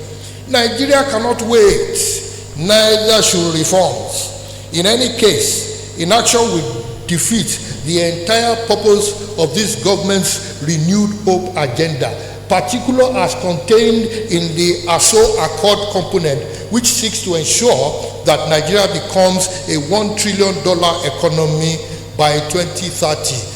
Ladies and gentlemen, how can you become a $1 trillion economy if you are not a 24-hour economy? If you are, everybody's looking at 7 o'clock to go home, how can your economy, if I cannot continue business 24/7, of course some people will do their business early in the day, other people can do the business at night. While we wake up somewhere, you are building a global economy. You wake up today or you are going to bed, they are waking up in Japan. Meanwhile, the decisions they are making in Japan are going to affect you here. So there is no way, if Nigeria is serious about its economy, there has to be a 24-hour economy. For you to have a 24-hour economy, security is fundamental. Ladies and gentlemen, I will go back to what my mother said. It is better you get to heaven before the devil knows you are dead. Thank you very much.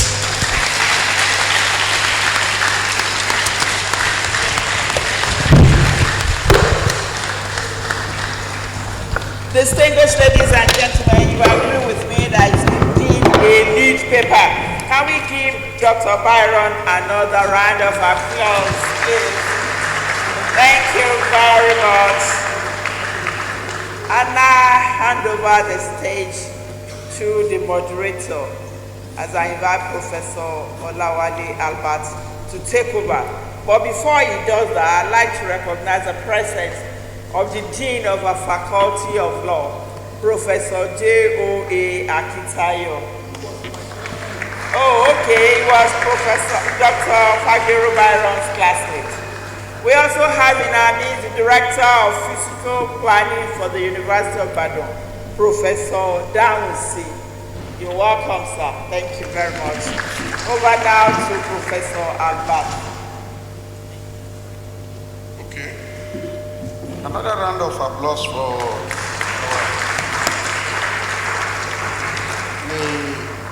we thank you so much. And as you were making your presentation, I congratulated my Vice Chancellor for saying this is another historic meeting. At the end of the day, we will have state policing, but I am sure that today's meeting cannot be easily forgotten. It will definitely be factored into the understanding of where we're coming from, where we are, and where we're going. Now, I will not attempt to summarize what he said, otherwise I will spoil your day. I was listening selectively. And in selective listening, you only pick what you want to hear. If there is an examination, you will only write down only what you heard, not everything that was said. But I'm sure that while the presentation was being made, discussant listened very, very carefully. The lead speaker has thrown several stones into the pool, and the pool is bubbling.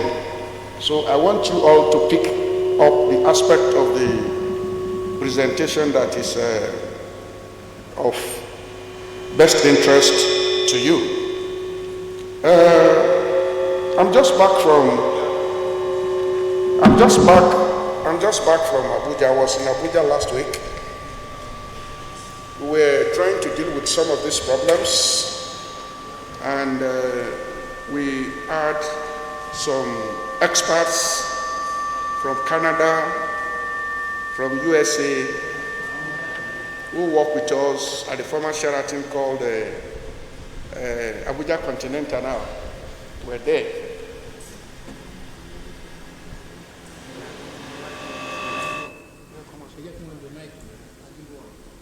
So, we invited experts, and one of them ventured out of the hotel.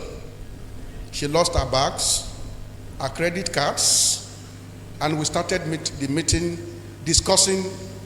I mean, you are holding a security meeting, and then the experts lost everything they came with to Nigeria with. So we had to ask a colleague from one of the ministries to follow the woman around, and she spent the entire time in Nigeria looking for police report that she would take back to Canada. Now, that is to tell you that our security problems are increasing on a daily basis. So this idea of we cannot move beyond this, the country, people are creating their own security systems now. As he said, what is expected now is for us to have a constitutional state policing. Otherwise, a time will come when people will no longer be relating with the police. But he made a point that is of interest to me. If the Nigerian police is not doing well, it is not their fault. The military actually whittled down the power of the police. I work with all security agencies in Nigeria, and I pity them. They do not have up to 10% of what other security agencies get. But now, we need to retool them. And I tell those who care to listen to me, to say that if we are going to have state policing, and if you treat those you'll be recruiting as we are treating the federal police now, the situation will be worse. The past two IGs took me around their formations, because sometimes we criticize them, they are not doing it. I was taken to Woody, the police college. We sat down, we studied everything, how the average policeman officer is produced.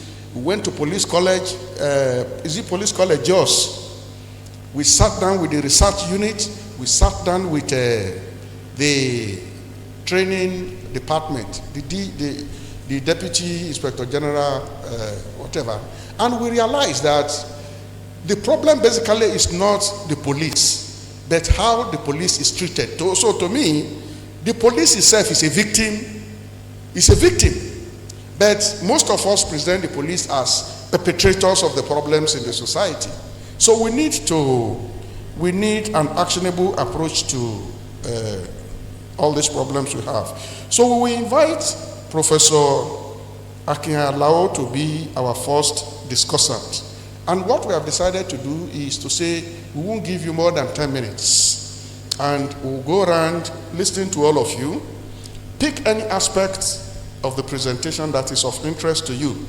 But what we have here is that you should address the issue of sectarian crisis generated by the failure of the police.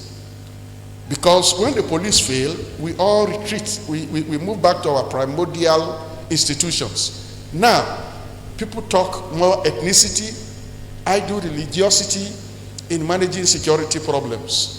So, over to you, sir. 10 minutes. Okay, why don't you, yes, let's sit down, let's be. I like to stand. Okay. Vice Chancellor, distinguished members of the High Table, ladies and gentlemen, let me start by allaying the fears of the Vice Chancellor that I belong to UI. I was born and raised here on this campus. I went to Aberdeen Primary School. Then finally, somehow, to infuse some radicalism into myself, I went to University of Ife. Is that not a betrayal? And to pursue a degree in legal history, I came back to the University of Ibadan to study under the Yen of legal history, Professor Adeoye. So my PhD is from Ibadan. So I want to thank you, sir, for providing this atmosphere for healthy discussions of national issues on the premier university. I am just an ambassador at Ife. I am representing you at Ife. Let me also thank the lead speaker, the keynote speaker, for the brilliance of the presentation and the clarity of his thoughts on something that is very important to national development in Nigeria, especially in the Southwest. Sir, you have opened up viable areas of engagement, and I'd like to pick one of these areas. But before I do that, I also want to appreciate the contributions of the Dawn Commission, led by the Director General, to providing intellectual atmosphere for engagement with the activities of the Dawn Commission. It is expected because in the Southwest, we provide leadership.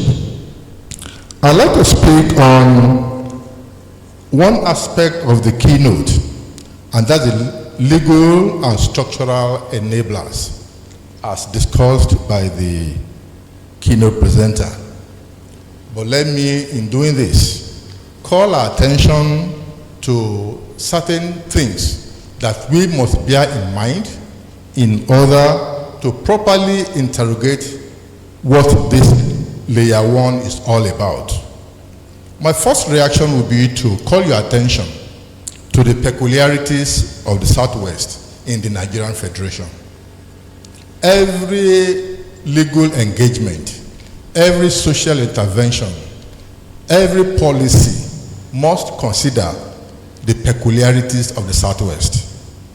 We cannot have a holistic approach to security in Nigeria because different sections of the country they provide different challenges, and we must structure the policing architecture to meet the needs of each section of the country.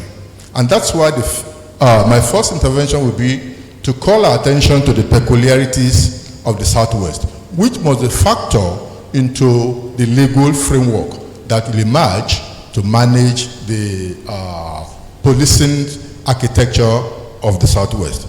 The first one is that the Southwest is the most plural in terms of religion, ethnic composition, and economic status. The Southwest is such a geopolitical zone that is plural in all aspects. And if you are developing a legal framework, that legal framework must take into consideration this peculiarity. The second one is that the Southwest is the most attractive to migrants from all the nooks and crannies of Nigeria, and even outside Nigeria. And if you are developing a constitutional framework, this factor is very important, because when you have a geopolitical zone attracting virtually everybody, it means you are contesting with different values. And our values must be reflected in our constitutional framework. So which of the values are you contending with, or are you incorporating? You cannot talk exclusively of Yoruba values alone. There are other values. How do we take care of this cosmopolitan nature of the Southwest society? The third one is the Southwest is the most critical and rights-conscious society in Nigeria. We have in the Southwest a culture of urbanization. We have large cities. We have educated citizenry. They are conscious. They are articulate. They know their rights, and they can go to court. They have a history of going to courts and asking for their rights. How do we factor this into this new legal framework? May I also say, and call your attention to the fact that the Southwest is the most economically viable. And if the Southwest is the most economically viable of the geopolitical zones, how do we take care of this in the constitutional framework?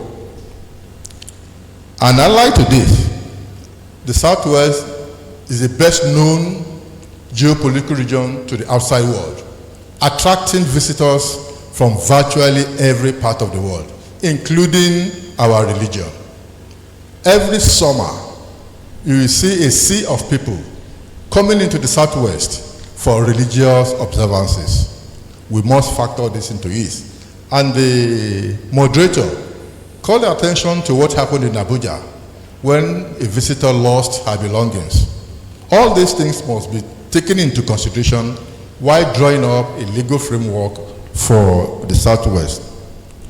The Southwest is also the most industrialized geopolitical zone in Nigeria. And when you talk about the most industrialized geopolitical zones, it means you're going to factor the fact that there are so many concerns that should ask for their rights and privileges in the Southwest. And when you are drawing up laws, there must be a reflection of this peculiarity in the Southwest.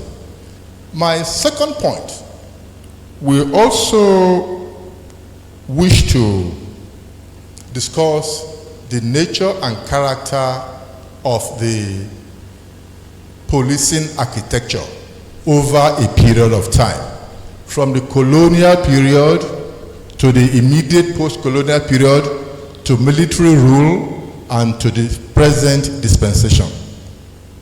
The point I'm trying to make is what function are you ascribing to the police in the new police architecture? The new function must be a reflection of the philosophical and epistemological foundation of your society and that object that you wish to pursue. During colonial rule, the object of the police was to ensure legal justice. Justice as defined by the executive and composed in codes, to the extent that we even had police magistracy during colonial rule. They were to carry out law and order without any consideration for other things. It continued into the first post-colonial period during the era of the First Republic. And that was when it was commonplace for the state to engage the police and to use the police to promote legal justice. However, like the lead speaker said, military rule actually pushed the police under. They were defunded, they were degraded, to the extent that the police was just a shadow of itself. And as a result of new constitutional developments, especially in the Fourth Republic, there is a new understanding of the role of the police. And this new understanding is challenging the efficiency and efficacy of the Nigerian police, to the extent that it may not be too off the mark to say that they are confused because of the confusion created by the new constitutional requirement. We now moved into an era of social justice, and the police is ill-prepared for social justice.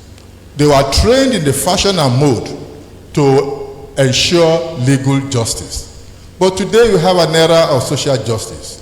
Any jig, jack, and Harry can go to court to enforce fundamental human rights. And that is a challenge to the police. In the new police architecture, in the new policing structure that you are trying to develop, how do we bring this into the framework that this is an era of social justice and not legal justice? What we have presently, we call attention to ordinary security issues, settlement of disputes, quelling of quarrels, and all whatnot. But today we have so many other important developments that the police must be mindful of. If you are going to have an efficient and proactive police structure, that institution must be geared towards providing what we call substantial justice, so that we bring policing to come into place with the values that we already recognize in the Southwest. My moderator is touching me. But I'd like to make a final point. And my final point is to look at the Southwest. And we can use the Southwest to understand Nigeria. The implications of the religions that we practice in Nigeria for policing and for proactive policing. We have so many churches, we have so many mosques, and we have so many places of worship. But despite the existence of these places, we still have an escalation in the number of crimes, in the number of misdemeanors, in the number of strange things that we should not hear in a decent society. Why is this so? Why do we continue to have churches and mosques and places of worship and not a change of attitude? I like this symposium to consider this pathetic theological approach to punishment. Amongst the Pentecostals, acceptance of Christ cleanses all ills. Amongst the Muslims, pilgrimage to Mecca and the prayers for the forgiveness of sin clears all. And amongst the traditional worshippers, there isn't much apart from the sacrifices and the rituals that you must do to atone for your sins. How do we use the police to be proactive and rise above these limitations? Thank you. Thank you so much, sir. And I think when he was making his presentation, Dr. Seye listened very carefully. I think what he said is that the Southwest is a big laboratory for the success and failure of this project. You have the factors for success of the state policing experiment and what could make it fail. We also have them around here. So in other words, your organization should not be representing only the Southwest. I think at this stage, you need to begin to address the entire country, because what will make this policy work elsewhere you have, and what will make the policy fail you also have. As he was making his presentation, my mind went to a document I read at the National Archives there, just a stone throw. One of the senior colonial officers was writing to the colonial office in London, and he warned the colonial office in London about Yoruba people. He said they have the fondness for litigation, troublemaking, and they have the capacity to teach the white man to disrespect. No, they have the capacity to teach other Nigerians to disrespect the white man. So we have a lot here. Thank you. So we now invite our second speaker, Dr. Anthony Oyedeji, who has been introduced to us. When when eventually we decide to start practicing constitutional state policing, several things will need to change. And I think some of them were highlighted by our lead speakers. And then we have been provided a very funny implementation timeline that we need 5 years. And by those 5 years, Tinubu would have finished his second term. So who then owns the project? And for whom are we actually having state policing? So it's another way of telling us they don't need state policing. Please speak to that issue. 10 minutes, sir. Thank you very much. The Vice Chancellor, University of Ibadan, the DG, Dawn Commission, and of course, the keynote speaker. It's nice to be here to speak on this. Very, very nice. A short background of myself, I'm from a civil society. Although, I also finished from University of Ibadan.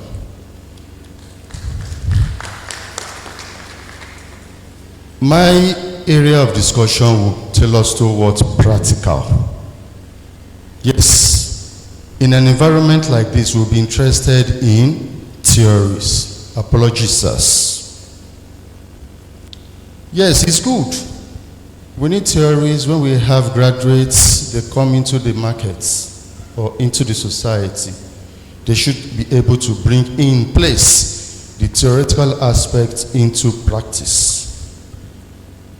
Professor Herbert, he said, 5 years. Well, it's left to us. Remember, anything can happen even the next dispensation.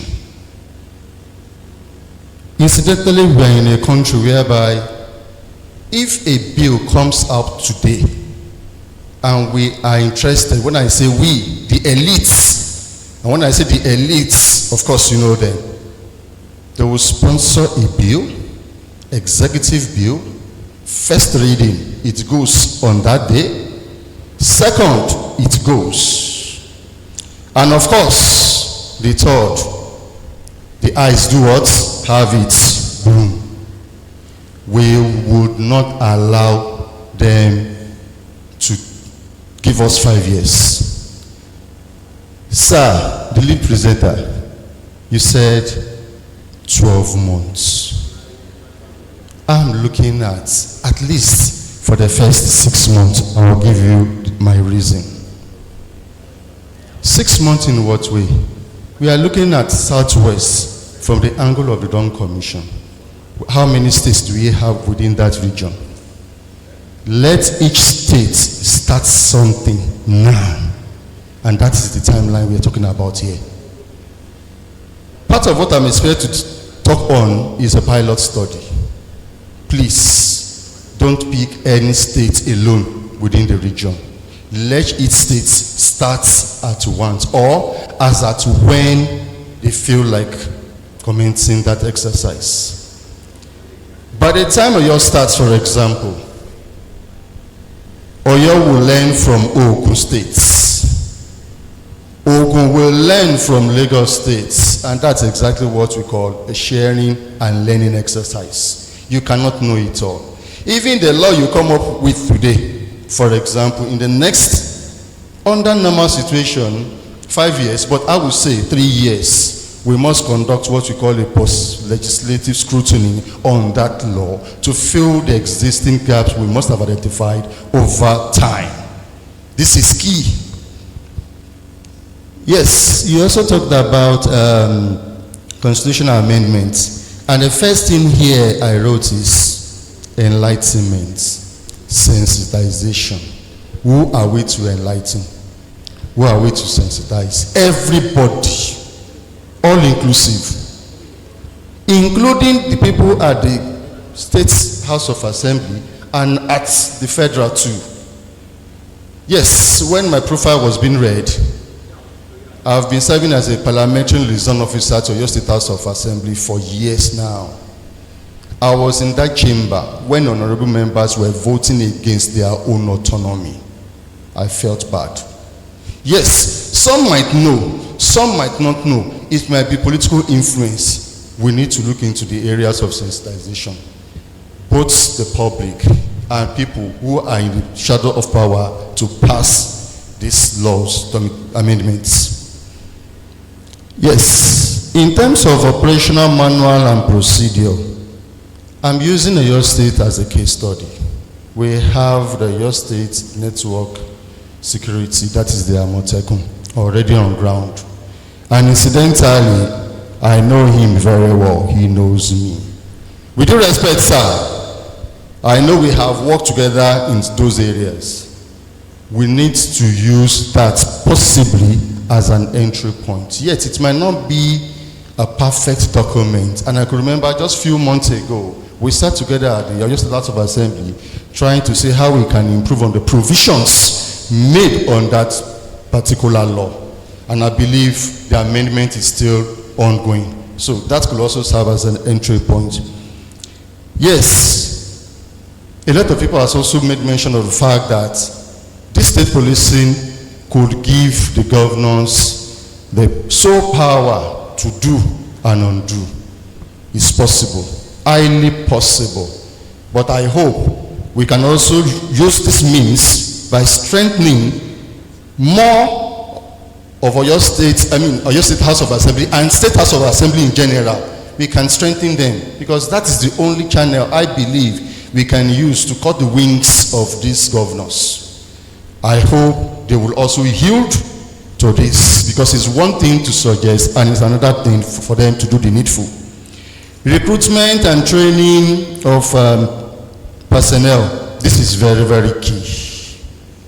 Before you know it, one person from one area will come and the next thing will be, yes, this person, boom, employ them. How do we want to work against that? Remember, we are in democracy. They submit names as if they are submitting names just for the sake of, as the way they do in terms of employment. Please, we need to look into that. Okay. I need to also consider this in the course of training. Please.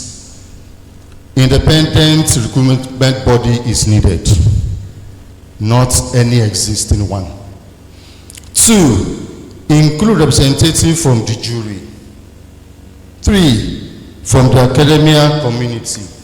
In other words, all stakeholders, including the civil society, let them also be there.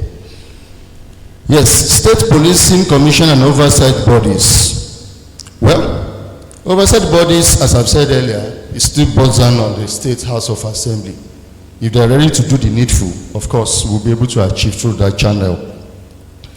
Of course, I've also made mention of the pilot program in selected states, and I've also made mention of what will happen in terms of the challenges some of these states might be confronted with. You share with others, and of course, they try and see how they can also work against such in their respective states.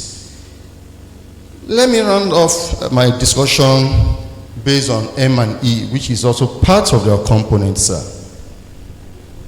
You suggested 12 months. I have also came up with another suggestion, 5 months. Irrespective of what we conclude on, please, let us have what we call a monitoring stage in place. Because the framework we have here have that gap. Maybe in the next 3 months, depending on what we agreed upon, probably in the next 6 months. And of course, at the end of that particular timeline, we should have what we call a thorough evaluation so that we'll be able to move forward and forge ahead. Thank you very much.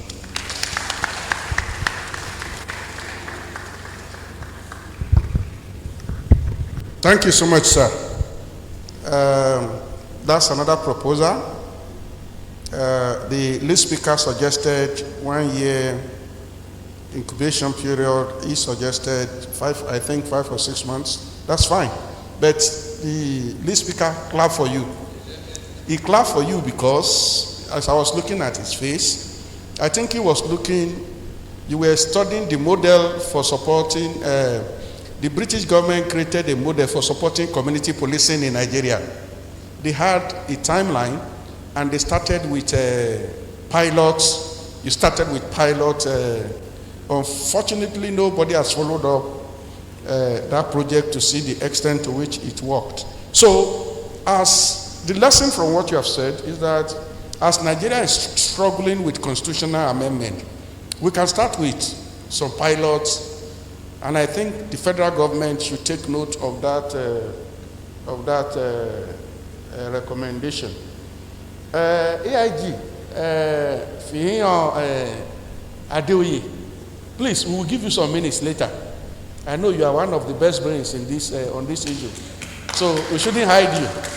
Now we invite the next speaker, Professor Adeshina Fagbenro-Byron. Coordination, role of delineation in the federal system. But please, don't take us too high in your philosophical analysis. Speak to us here, we are ordinary people. Thank you. 10 minutes. Thank you very much, Mr. Vice Chancellor, sir. Lead speaker, thank you very much. I listened very well. I am fascinated by that framework, the operational framework. And I thank you for the timeline and the urgency that comes with it in terms of our experience of insecurity in the country. There is nothing we can do about it. I agree with you, but there's a whole lot to also think about in terms of our reality. 12 months, 6 months, I don't think so. No matter the urgency of the reality that we have, knowing that politicians will always be politicians. One of the things that I would like to speak to that makes me, I'm a philosopher, and it is not all the time that our ideas are esoteric. Ideas are generated within a context. And our Nigerian context generates its own ideas that we cannot run away from. So when I hear things about we do not need, and that was from that we do not need to do theoretical analysis again, it makes me agitated. Because there is no way we can separate theories from practice. Our very life, our very existence are grounded on values, ideas, paradigm that orients the way we live. There is no nation, there is no state, no legal structure, no socioeconomic system or people that is greater than the set or series of fundamental ideas and values that orients their life. Values by which they understand how they want to make progress. Values, paradigm by which they understand how to live together in harmony. These are the things we sing about in national anthem. All of us will stand up, we will sing the national anthem, but do we pay attention to those ideas and value that grounds them? And then in the Constitution itself, the fundamental directive, that is the second chapter of the Constitution, is about ideas. And I want to thank Professor Alao for preceding me in that regard. So we need to begin to reimagine the ideas around which state and community policing should be grounded. How do we put together a state police that will respect democratic ethos, democratic ideas? How do we put it together? So it is that Constitution that I want to first of all speak to. Number one, it is a moral contract that binds the people together. Without looking at it in that way, we miss the point, by just thinking that it is just a legal structure. It goes beyond being a legal structure. It is a moral contract between Nigerians and their government. So it is that Constitution that also encodes philosophical framework of social justice, the framework of human flourishing. So my question, sir, how do we situate the police within such a framework. Currently, it is over-centralized. The president has ultimate powers. How do we begin to rethink it? So I agree with you, sir. Constitutional amendment. So looking at that, looking at the fight that revolves around it, looking at the pushbacks that revolve around that, then you begin to wonder whether 6 or 12 months is sufficient to instigate our politician. I mean, it seems to me, if you look at constitutional history, no government wants to tamper with the constitution of the country. When Obasanjo, constituted the National Conference, he specifically said, these and these and these are no-go areas. Nobody wants to go there. Nobody wants to begin to unravel a document that binds every one of us together. So how do we begin to do that? How do we ensure that when we are doing constitutional amendments, that we do not just do it as a political or a legal thing alone? We have to also retain the structure, the values that undergirds our constitution. There is no way. Our gathering here is about throwing ideas together. The number 2 thing that I would like to say, the idea of federalism. And this idea was chosen specifically for a country like Nigeria. And at the heart of it, for me, is the idea of subsidiarity, which no longer functions because the 3rd tier of the constitution of the federal system is gone. So we cannot begin to talk of community policing, state policing, outside of how we begin to think of the subsidiary principle. And it's a very simple principle. When you have an issue, the best tier, the best place, the best space that can handle it is the space that is closest to the people. If you have insecurity, those that feel it most are those who are in the local government, the last tier of the federal system. Now, if that tier is no longer functional, if subsidiarity has been wounded, how then do we begin to address the idea of state police? How do we ground it? We can only ground state policing in the idea of the subsidiary, that the police must enable local governance. It is the idea of local governance in that regard that enables the police to answer to the people at the grassroots rather than regime policing, rather than answering to the government, rather than answering to the governor, rather than answering to the rich people in the society. So I move that one of the most critical things, in fact, the most critical in this regard, is that we reform or we amend the Constitution. But how do we go about it without throwing off some of the most significant ideas, fundamental ideas that can help us as Nigerians, ideas that must be wrapped around the state police and eventually when it comes into existence? Thank you very much, sir.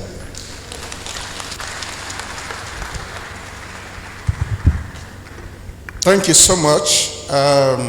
When we were planning this project, we said we need a philosopher. And I think we've not made a mistake by bringing Professor Afolayan. But I asked him to tone down his philosophical arguments because I attended a meeting with him in Abuja. And people were asking me, tell this man, no, you are on a day now, no, you are with day, because they could no longer follow his arguments, too sophisticated. So thank you for toning down and bringing yourself to our level. The Afolanyans are very good in whatever they do. Why are you not in Nollywood? You don't like Nollywood? Okay, thank you. We invite the next person, Dr. Temitope Bello. Professor Afolayan, raised a number of human rights issues accountability issues, human security issues. So can you please attend to those issues in the context of the presentation we have just listened to?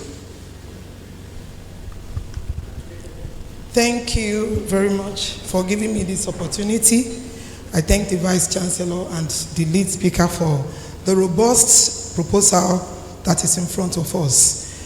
And just like the moderator has said, Prof, thank you also for broadening the perspectives for us. There is a need for us to key into some particular areas, especially in the area of human security. I want to go into the area of ownership matters that the lead speaker has spoken about.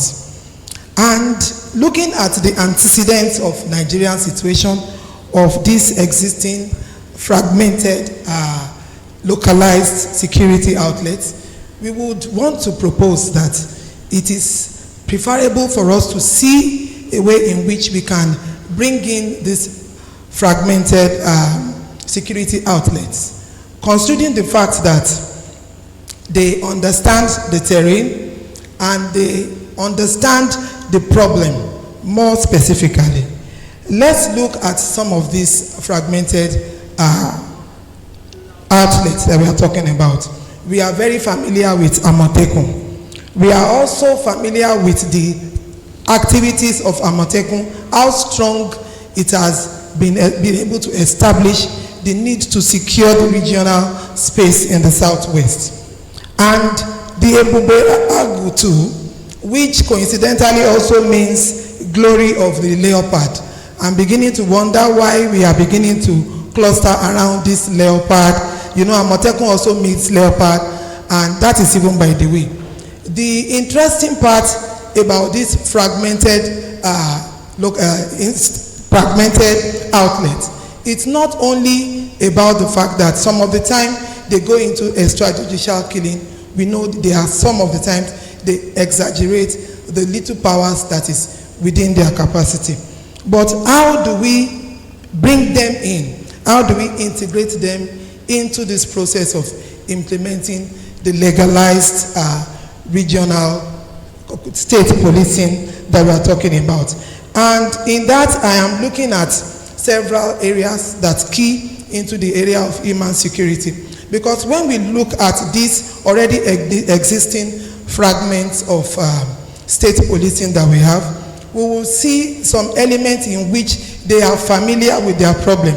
We cannot take this away from them, irrespective of the fact that they are not constitutional. You call them crude, you say they are not, they are some of the time they go across board, and they also do some of the things that are not pleasant to the ears, which the media have spoken about in details. But how do we ensure that we bring them in, we integrate some of their modalities, some of the personnel, and train them, let them be involved in this process we are talking about. And that is where we see some kind of connection between this constitutionalization of state policing and the need for human security, and being more concentrating more on people-oriented security. So the emphasis is not about the use of force, being more of semi-kinetic, doing less of militarized intervention, concentrating more on the people's needs and the idea of the people's language. Because we have several problems that the police would not be able to identify or resolve because of the distance between them and the people. I remember when we did a project with International Alert, I was fortunate enough to go to the field to gather information about police reform. And when I got to the field, even among informal people, market women, they emphasized the fact that it is not the matter of the reform. The idea was to ask them the extent to which they understood the reform, or whether they even know or are aware that the reform was going on. And the reform was about the federal police structure and the way in which we are trying to see how we can improve the situation of security in the country. So it was there that I was beginning to understand that this idea of state policing is not restricted to what the intellects are talking about. The market women also understand that there is a need for them to look inwards and solve the problems in a localized format. And she said that, I don't know about any reform, and I don't think it is even important for us to discuss the police reform now. What we need is for people around us to understand our problem. Let us pick our police from amongst us. And this coming from an illiterate, you start to wonder that it is not only about being educated for us to know the kind of problem we are facing in Nigeria. Even those that are called illiterate, they understand the problem and they even have solutions to some of these problems. So when we are talking about sensitizing the people, just like Prof has said, it is not that they don't know. You just have to marry their thoughts together and let us see how we can integrate the resolution. That is why I am focusing more on community engagement. Coincidentally, I'm the only woman speaking here, and usually people would want to see the gender perspective to every discourse, especially when you have only women. So it is not out of place to bring in issues of women, because we see the present dispensation about the federal policing. We realize how much it is masculinized. That is very obvious. We see the extent to which the issues of victimhood against women are being underreported. And even when they are reported, the victims become more victimized in the process of persecution. So the bottom line is that how do we bring in more representation of gender? It's not only about women, but about areas in which we understand the terrain and we solve the problem, as minute as you say it might be, because policing is not only about guiding the boundaries, it is not only about seeing to the protection of the national integrity of the country. There is a need to look more inwardly into the problems of the people, particularly about their livelihood, particularly about their general endeavors, even to the extent of their dignity. Because if we don't have a localized understanding of the problem, how do we even get information? Because most of the time we realize that when you talk about intelligence gathering, you cannot shadow away from the fact that these existing fragments already understand, they have information. They gather a lot of information about what is the insecurity in their space. But what they do with this information is another ballgame entirely. And that is where the issue of formalizing these institutions come in. Thank you very much. Thank you very much. Thank you very much. The lead speaker called attention to the issue of trust, and I think that issue, as you know, is also reiterated by your presentation. Dr. Oyedeji also called attention to the issue of trust. Let me address your own part of it before coming to Dr. Adeshina. The project you call attention to, I was one of those that presented it to the police in Abuja. It was a nationwide survey. And in that nationwide survey, across the country, people said, we now think beyond the police. And it is to say that trust has degenerated to the level that communities no longer see themselves as waiting for the police to protect them. So across the country, different structures have been created. And we, the analysts that looked at those documents, the report, we said this is a national crisis. Because if all parts of Nigeria are managing their problems differently, and there is no unified approach, I think that is dangerous. It's dangerous. And I think what this constitutional state policing that we're discussing here is trying to do is to try to reason around how to unify the systems. Otherwise, we will lose the entire country. We will lose the country. If Oyo State is doing it this way, she went to Shaki and, she went round. And the same result from Katsina, from everywhere, we are no longer looking at the police. We are developing our own strategies for solving our problems. That is very, very, very dangerous. Very, very, very, very dangerous. And Professor Danjibo, if the Professor Danjibo is here, we saw that in Zamfara. When the problem in Zamfara started, and Governor Jari invited us to their state security meeting, we knew that Zamfara will be difficult for anybody to save. We saw that at the meeting, because people were moving in different directions, and it's dangerous. Now, Dr. Oyedeji called attention to, he warned us, and I took note of that aspect of his presentation, that we should reason around recruitment and leadership. Why I'm interested in that, sir, is that I went to a state, and I listened to the security people there talking about their own local structures like Amotekun and the rest of them. And the leader of the security network in that place met me, and he was sharing a story with me. He said, these people are not fair. That, when I was appointed as the head of this security unit, some people were criticizing me. They didn't know how I fought for the governor to win this state. Now, the question is, who is going to head our state police? Because when we eventually decide that we are going to have state police for Oyo, for example, which of the talks is going to be the commissioner of police? It's a serious issue. Because governors will pick people who fought for them. And he raised that issue, and it's a very big issue. How are we going to recruit those who will be part of this system? Are they those who fought for us? Then how are we going to rank them? Because in the police, you have hierarchies.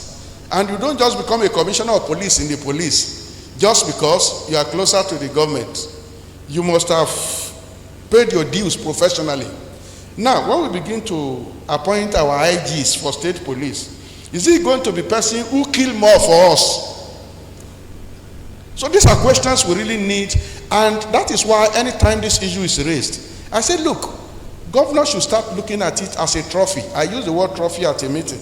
I said, don't look at it as an achievement, because the system will be given to you, and it is when you are managing it, you will realize that you have a snake in your pocket. Now we invite the next speaker, who is Barrister Bayo Ojo San. This is another well-informed person.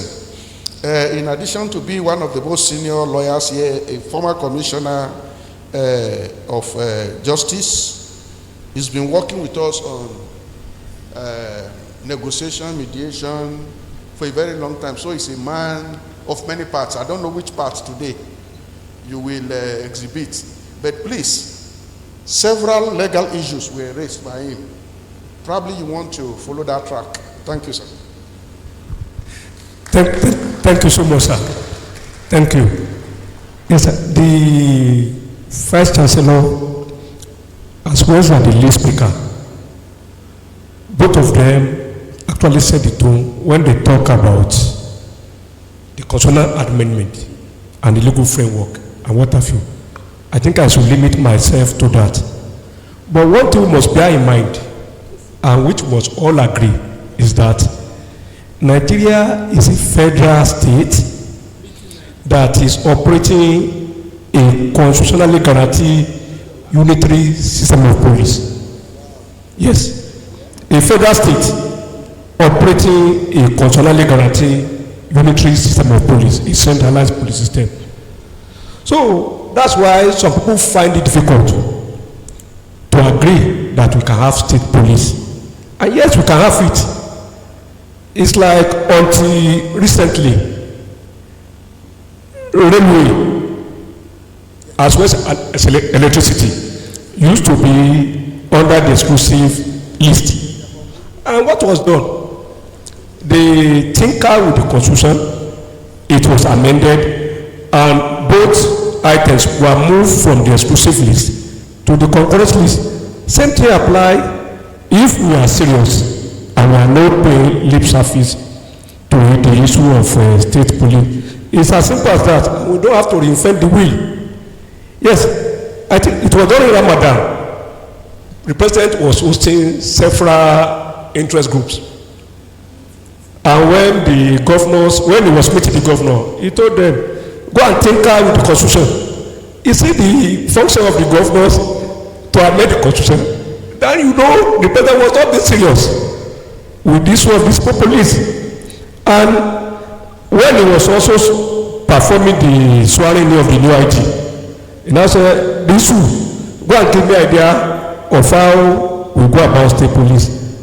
And this will set up, the new IG set up a team. And the team came to him and he said, it will take us 5 years.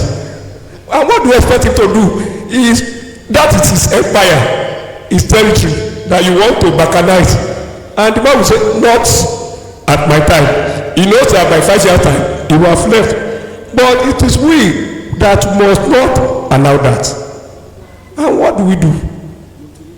All of us have reps, we have senators. Let us tell them, look, some of you, even like the door, you can organize seminars or symposium like this for our rep and senators, and tell them, present a bill before the parliament, because we need both houses and also assembly. And let them also lobby other regions too. All of us in this country have agreed that we need state police. But we cannot do it alone. We have to amend that impediment in the constitution and remove that impediment. Where they say there shall hereby established a one police force for the entire country, which shall be headed by the IGP, the police council. All those things must be tinkered with and must be done away with. So once that is done, that we now have a policy system which can even be that can be national one, that can be state. If we local government can have state police, like I don't say anything why UI, this university as a whole, cannot have the police within this, because this is like a local government. Why will you be under Sengo or Joe? And to show you the hypocrisy, even as we are now, railway compound, wherever you have it in Nigeria, we have one Dubai, we have a compound. The policing system there is not answerable to control of police at LA, but they have their own police system, which we call railway police, which is responsible to the CP in a Butemeta. So it is there like that. So likewise, UI can have its own, and I have not seen any federal state which has a unitary police system. Even in UK, which is not operating in federal system of government, they also have state police. So the most important thing, if we are serious, is to set in motion that machinery for the constitutional amendment, so that we can have state police. Thank you, sir. Thank you so much. Thank you so much. He has taken us back to that big man troubling Nigeria. Political will. I'm doing a paper on it. And when political will is presented to the international community, I mean, when we are discussing political will in Nigeria, it's like you are discussing one big man. Everywhere you go, you see political will, political will. And to me, I don't want to say our president is wrong, But if you are trying to whittle down my power and you ask me to constitute a committee where my power will be whittled down, I will also give you 5 years. When I will be in retirement and I will be enjoying with my children, you can do to yourself whatever you want to do with yourself. But it is very laughable. Our colleagues abroad, they, you know, when things happen in Nigeria, they call us and say, Professor Albert, is this thing true? They called us several times to say, why will anybody come to the public to say you are not going to reform your police? You know, reforming your police will take 5 years. And he told us that if the parliament is interested in increasing the pay of senators, it takes only 1 year, for 1 day, for the motion to move from. But when it comes to anything that has to do with public good, then it takes eternity. Now we will invite CP Fatai Owosheni. I mean, I have a lot of respect for him. He's a very fine policeman. He spoke at several meetings in Abuja and I listened to him. So, but now, we need to be careful with him. He wants to be the governor of, the next governor of your state. So, I hope he will not speak like a politician. Over to you, Mr. Oshin. Thank you very much, sir. I was charged by first saying because I'm the only practitioner here, I would mention certain things. And what are those things? I want to dispel the erroneous belief that we find ourselves in this situation because governors are not made to perform their role as chief security officer. It is a lie. Governors have no business to go to Abuja to look for solutions for security. The Constitution is very clear. When you are giving directive or instruction to the Commissioner of Police pertaining law and order, the Commissioner of Police is bound to obey. I worked in Lagos State, I worked in Benue State. I never at any point in time run to the force headquarters to take instruction. No police commissioner will sit down and want the state to go into chaos. He has the discretionary powers. And when they say, oh, the police is over-centralized, we've experimented so many things. That is why it is devolved to the zonal levels and everything. And at the zonal levels, they're given certain powers. It is because our rulers are deceitful. It may sound a little bit harsh. They are deceitful. It is not the issue of state police or no state police that we improve the response time. No! It is the facilities you provide for the police. It is how well resourced your police is.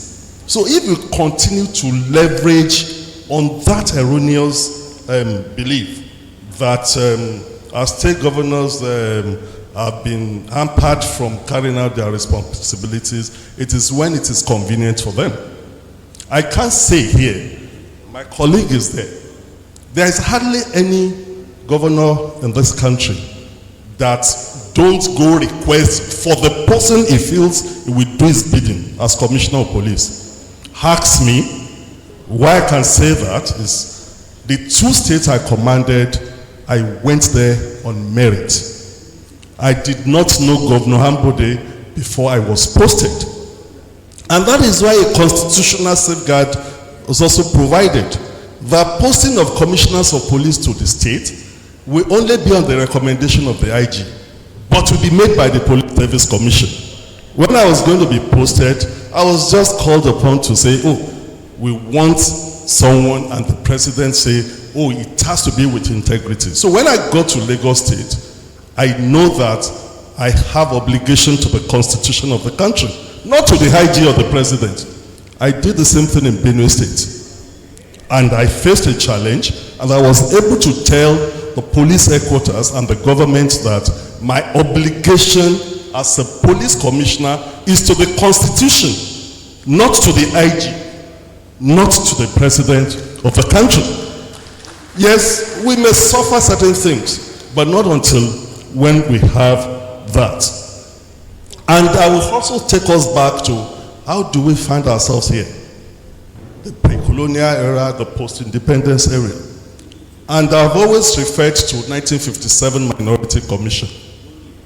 When General Aguiyi-Ironsi was setting up that commission, he made a remark that no police force in Nigeria should, so far as its use and operational control were concerned, at any time come under the control of political parties, and hence the need to strictly safeguard the police by a special constitutional provisions. And what are those provisions that were made there? The creation of police council, the creation of the police service commission.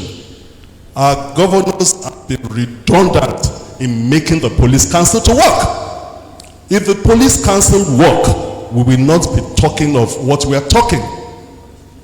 It is only the police council that is not meeting. They are the ones that will set directives and guidelines for the police, and it is made up of all the governors of the federating state.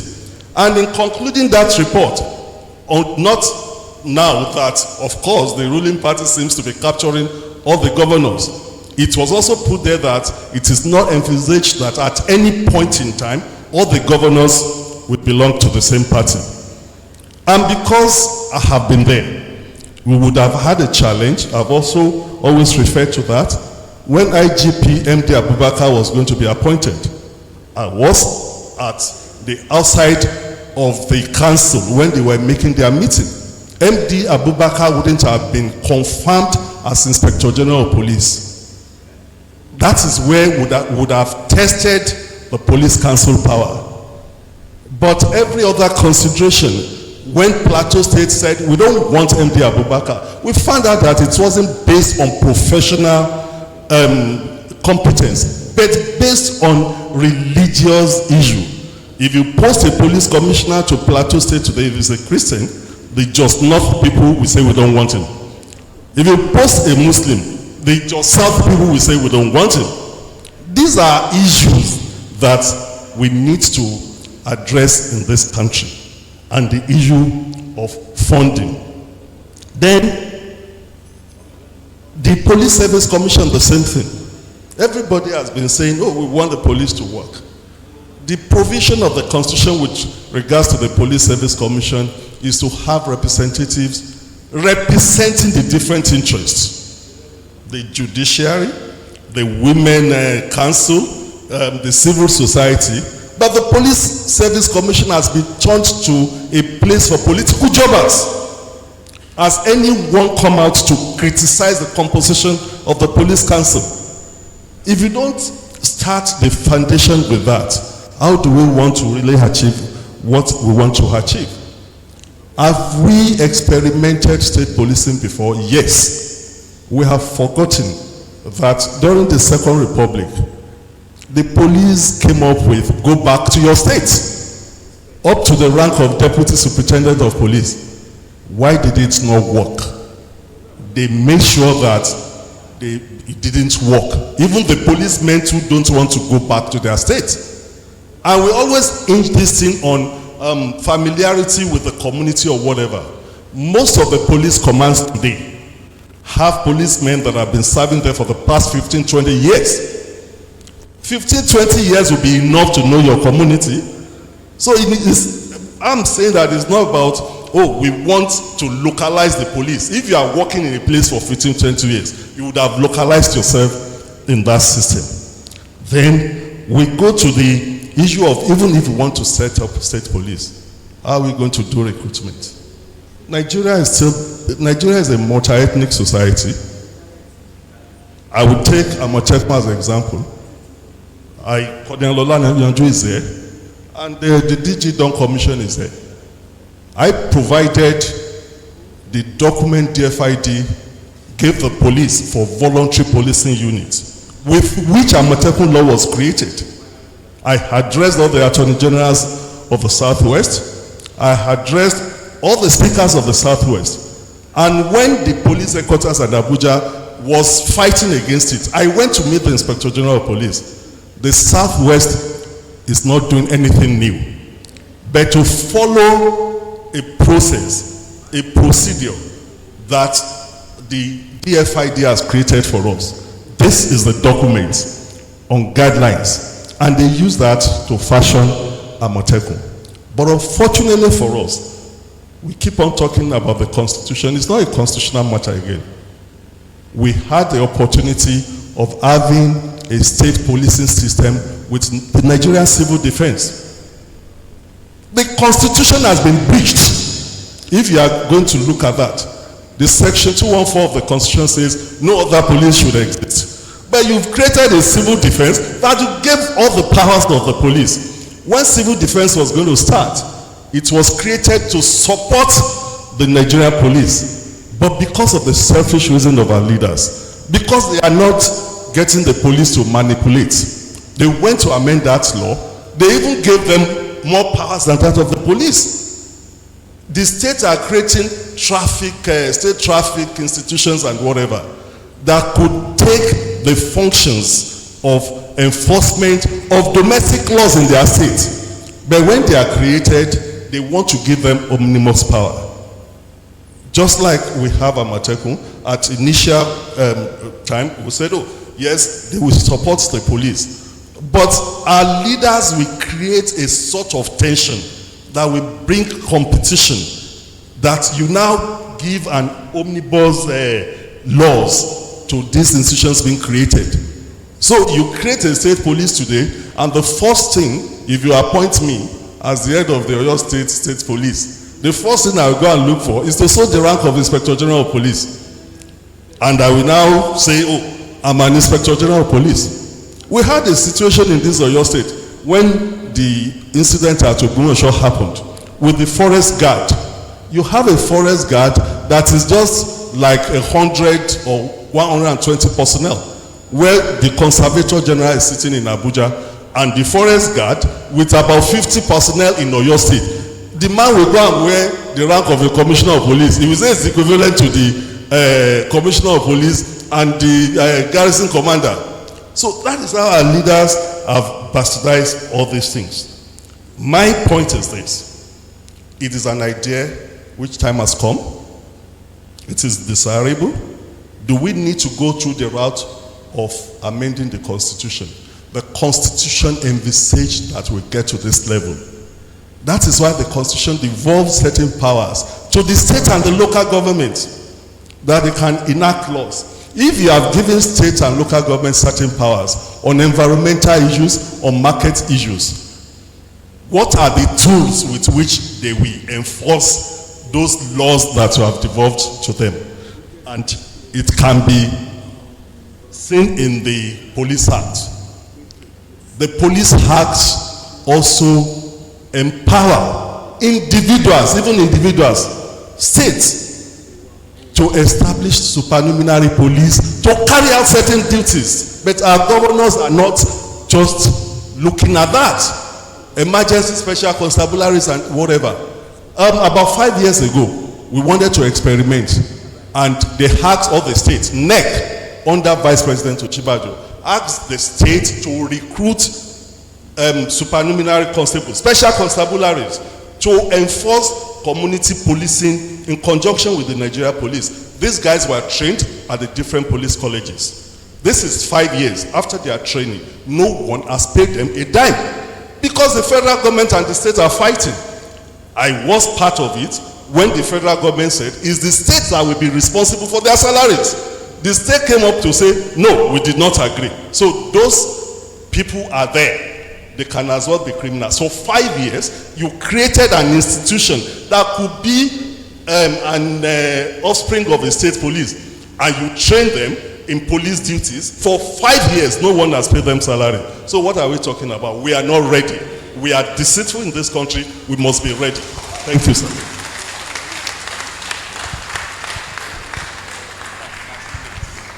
Yes. Thank you for returning us to this issue of political will and sincerity. everything you said, I practically saw in Abuja when I was a member of the Presidential Committee on the review of Nigeria defense policy. You know, all agencies complain about the police. And then we say, what is the problem with this police? So we took the Police Act, I think that time 2004, and we realized that the police had, I mean, it's like giving 10 responsibilities to the police in the law. And then what every government did was to start giving those roles to different agencies, criminal investigation to NSO, which later became DSS, road safety to, they gave road safety.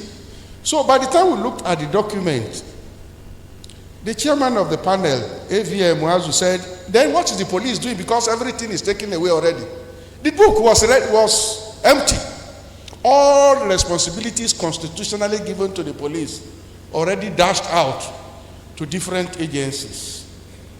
Now, what I found shocking from my own academic assessment is that some of these agencies, these newly created agencies, are better funded than the police. So the question is, the man said, what do we now recommend to the president? Because the police is left with nothing. Now, the implication is that the police will say, okay, instead of us to be in the office doing nothing, let's go and do this work. But by the time you get to the work, you will meet other agencies there. If there is a road accident today, you will invite its road safety. But when you want to take your report, they will say, go to the police. How would a policeman who was not invited when the problem happened, how would that agency give you they will give you the agency, but this is where the corruption comes from. If you pay, they will give you the report, but basically they were not part of the management of the problem. We had a problem recently, just about 3 months ago. You know, people saying that the military, saying that civil society organizations in the Northeast, they are colluding with terrorists. Okay, what do we do? So if you go to defense headquarters to say, okay, this thing is a military whatever, the defense headquarters will tell you that no, these civil society agencies that are in the Northeast, they were registered by Ministry of Planning. So you register them at the Ministry of Planning, and then they get inserted into military environment. So it is either we are not sincere, or many of the laws we write, we don't write them with the kind of seriousness that. Well, before we conclude, I was actually talking to him to say, why don't we challenge all these people to write up what they are saying?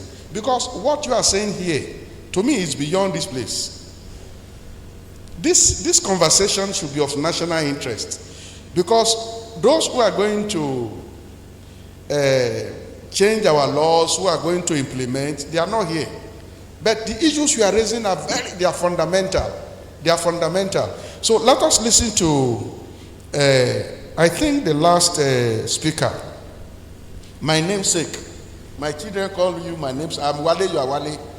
So, but before you go, I want you to take picture with my students for a strategic reason. Please stand up. This is one of the most informed analysts on Journalist Hangout. You see, on Journalist Hangout, you find different types of journalists. But before coming on air, this man must have done thorough research. He gives you statistics, he gives you whatever, and I've been trying to bring him and Jide to really talk to my students, because we teach conflict analysis. We teach conflict analysis to our students of peace and conflict studies. We teach conflict studies to our students of security management. But I don't think any of you have ever attended any class of conflict. But what we teach in the classroom is what you people do on air.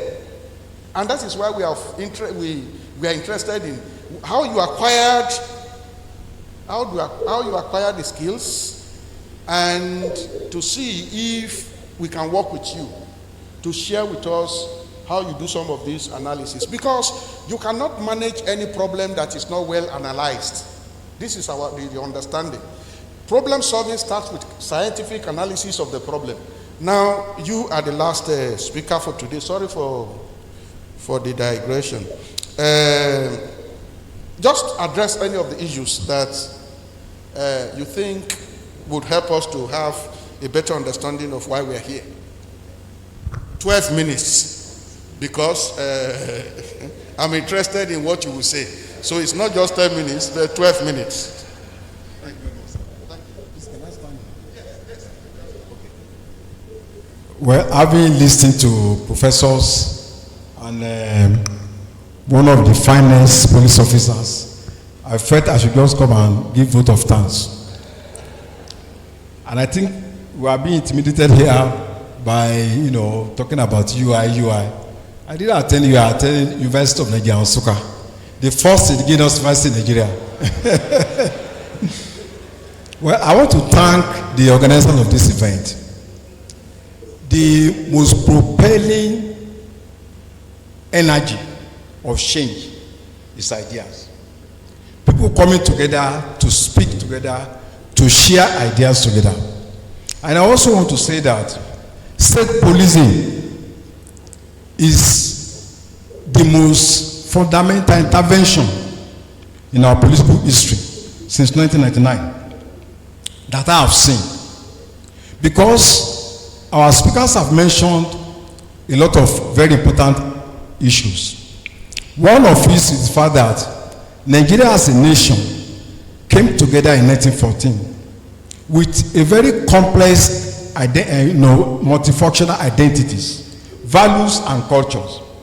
And when Awolowo wrote his book in 1947, Path to Nigerian Freedom, he said, with the configuration of ethnic forces in Nigeria and the search for a national culture instead of identities and self-determination, is going to slow down development of all the nationalities, especially those that are ambitious.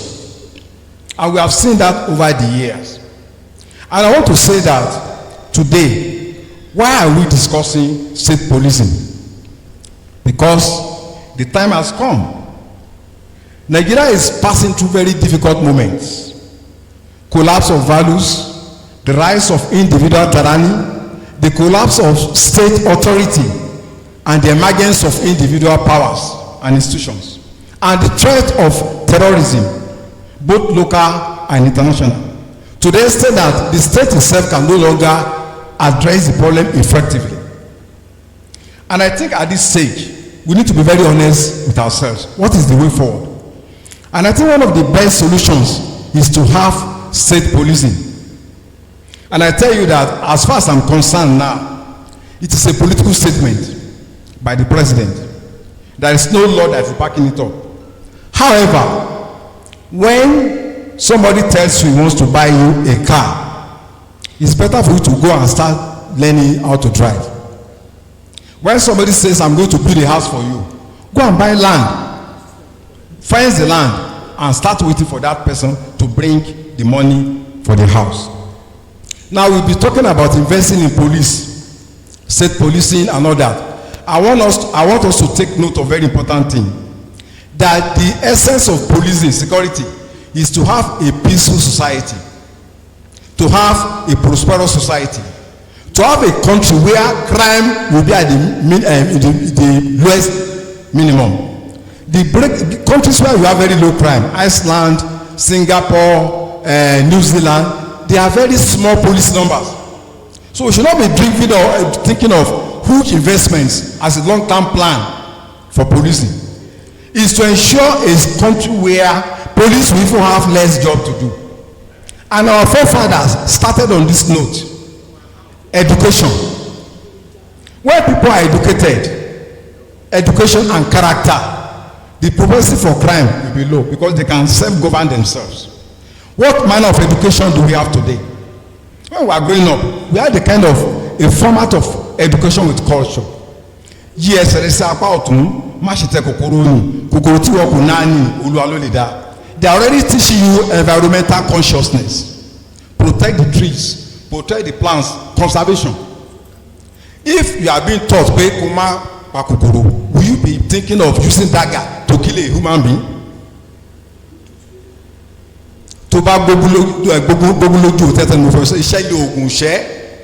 And we grew up to learn these things in our brain, in our subconsciousness. And then education at that time emphasized the good character. So if you have people with good character, there will be less crime in your country. Unlike a situation that we have today. I went to university in the southwest here, and I noticed that the lecturers put strong padlocks on in their offices, locking their office very strong padlocks. That was not the culture when I was in university. I asked myself, are we producing thieves and murderers in this campus? Because in our university you have a lot of yahoo boys, courtesan, everything going on, which is a major threat to stability of the country itself. And I tell you that if we can invest in education as part of our recommendations, the quality of education that our children will have right from primary school is going to go a long way in minimizing crime on the long run. And I also want to say that we must identify that even though the president has made this statement, there are threats that are fundamental. One of them is vested political interest. Some people are not talking now, but there are entrenched forces opposed to state policing. The president has a lifeline up to 2030. What happens after that? What happens between now and 2027 if he loses the election? Then the police itself, there are some entrenched forces in the police that feel that, look, we don't want to lose privileges and perks. So you cannot expect the police to reform itself. It has to be in collaboration with the society that they want, the end users of security. And then public enlightenment. We need to ensure that state policing becomes a document of the people. Let the people take the process. If you are waiting for constitutional reform alone, don't forget that constitutional reform is not just an act of lawmakers. It's also an aspiration of the people. It's a demand of the masses. It's a demand of the people that, look, this is what we want. It means we need to continuously put pressure on the National Assembly. We should not go to sleep. And I want to suggest that when we are talking about state policing in Southwest, we should realize that state policing without culture and heritage, without values taken into consideration, can never be effective.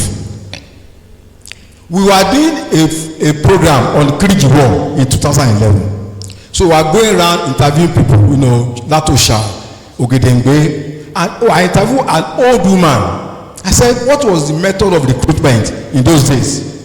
As told by her parents, because she was very old. She said, one of the things they did was that they would go to towns and villages in Yoruba communities. So when they are doing boju, hide and seek game, the elders will watch. There are some particular students, some particular local people. When they are doing boju, the children, you will never be able to find him. He will go and hide somewhere.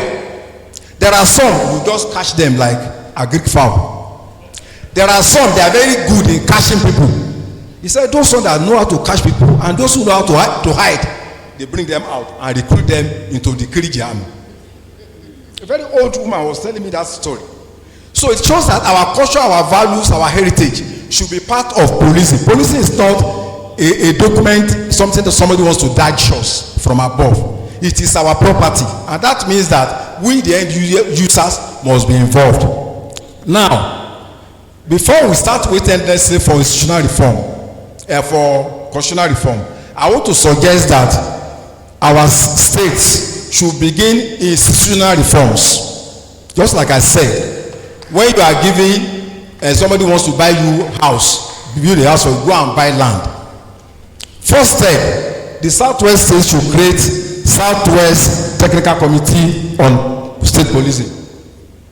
Second, state governments, either by local laws, should have state police department The House of Assembly, let them pass a law to create state police department in each state.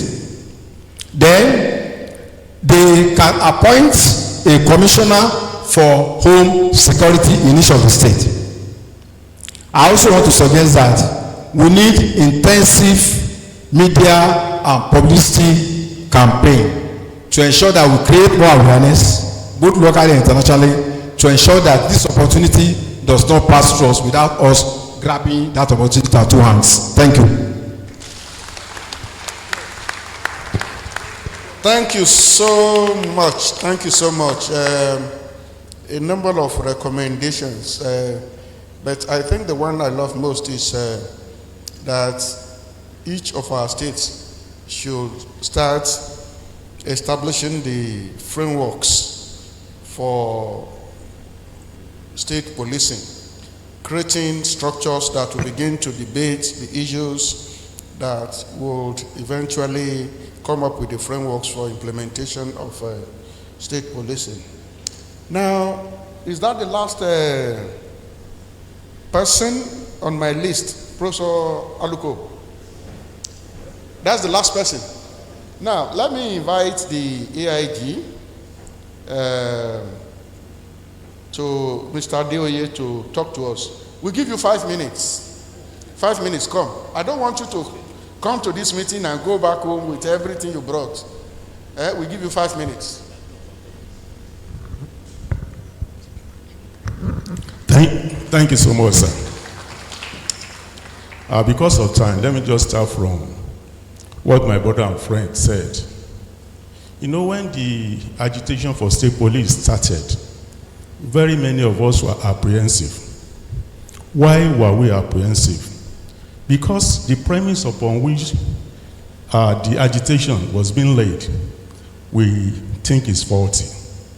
And what is the premise? The premise of control. We lack control. We don't have control over the police. And we ask, should you have control over the police? If I may ask, who should control the police or what should control the police? Because the police is a creation of law. And all the actions and activities of the police are regulated by law. So in actual sense, these guys who are talking about control should ordinarily not have control over the police. It is the law that should control the police. And I used to say, as a police commissioner, the laws have specifically stated what I should do. I do not need any state governor to tell me what to do. I do not need any state governor to tell me who to arrest or when to release the person that is being detained. The laws are specific. So that's one major problem. But now, we thank God that the premise has changed. The premise is now that of need, not control. You know, associated with control is the way the issue of loyalty is being taken in Nigeria. Because today, you find our leaders asking for 100% loyalty. And we ask, should we be loyal to an individual? Or should we be loyal to the law and the country? Let's quickly look at our national pledge. What does it say? I pledge to Nigeria, my country, to be faithful, loyal, and honest. There is nothing in the pledge that says I should be loyal to the president. I am to be loyal to Nigeria. So if the person that is my employer is asking me to be loyal to him, at the detriment of Nigeria, should I be loyal to him? And my brother, the senior advocate mentioned the issue of seriousness. And some of us are yet to be convinced if actually they are serious or they are just making political statements. Oh, what everybody is asking for now is state police. Oh yeah, give them state police. We must be able to establish the seriousness of our political leaders. Are they serious about this issue of state police? And there's something that I want to mention. I'm yet to see a country where the police service is better than the government. I want to ask, have you seen any country where the police service is better than the government? You are talking the lead presenters. You mentioned certain things to enhance, to ensure the competence of the state police. But have we bothered to check out how competent the people in authority in Nigeria is? It is in this country, I used to say, that every job, no matter how trivial the job is, needs training. Those people going about mending shoe, the shoe shiners, at least they need a minimum level of training. It is only in this country that I have discovered that the toughest of jobs does not need training. And what is the toughest of jobs? Governance. So it is in this country that every Tom, Dick, and Harry could just emerge as anything.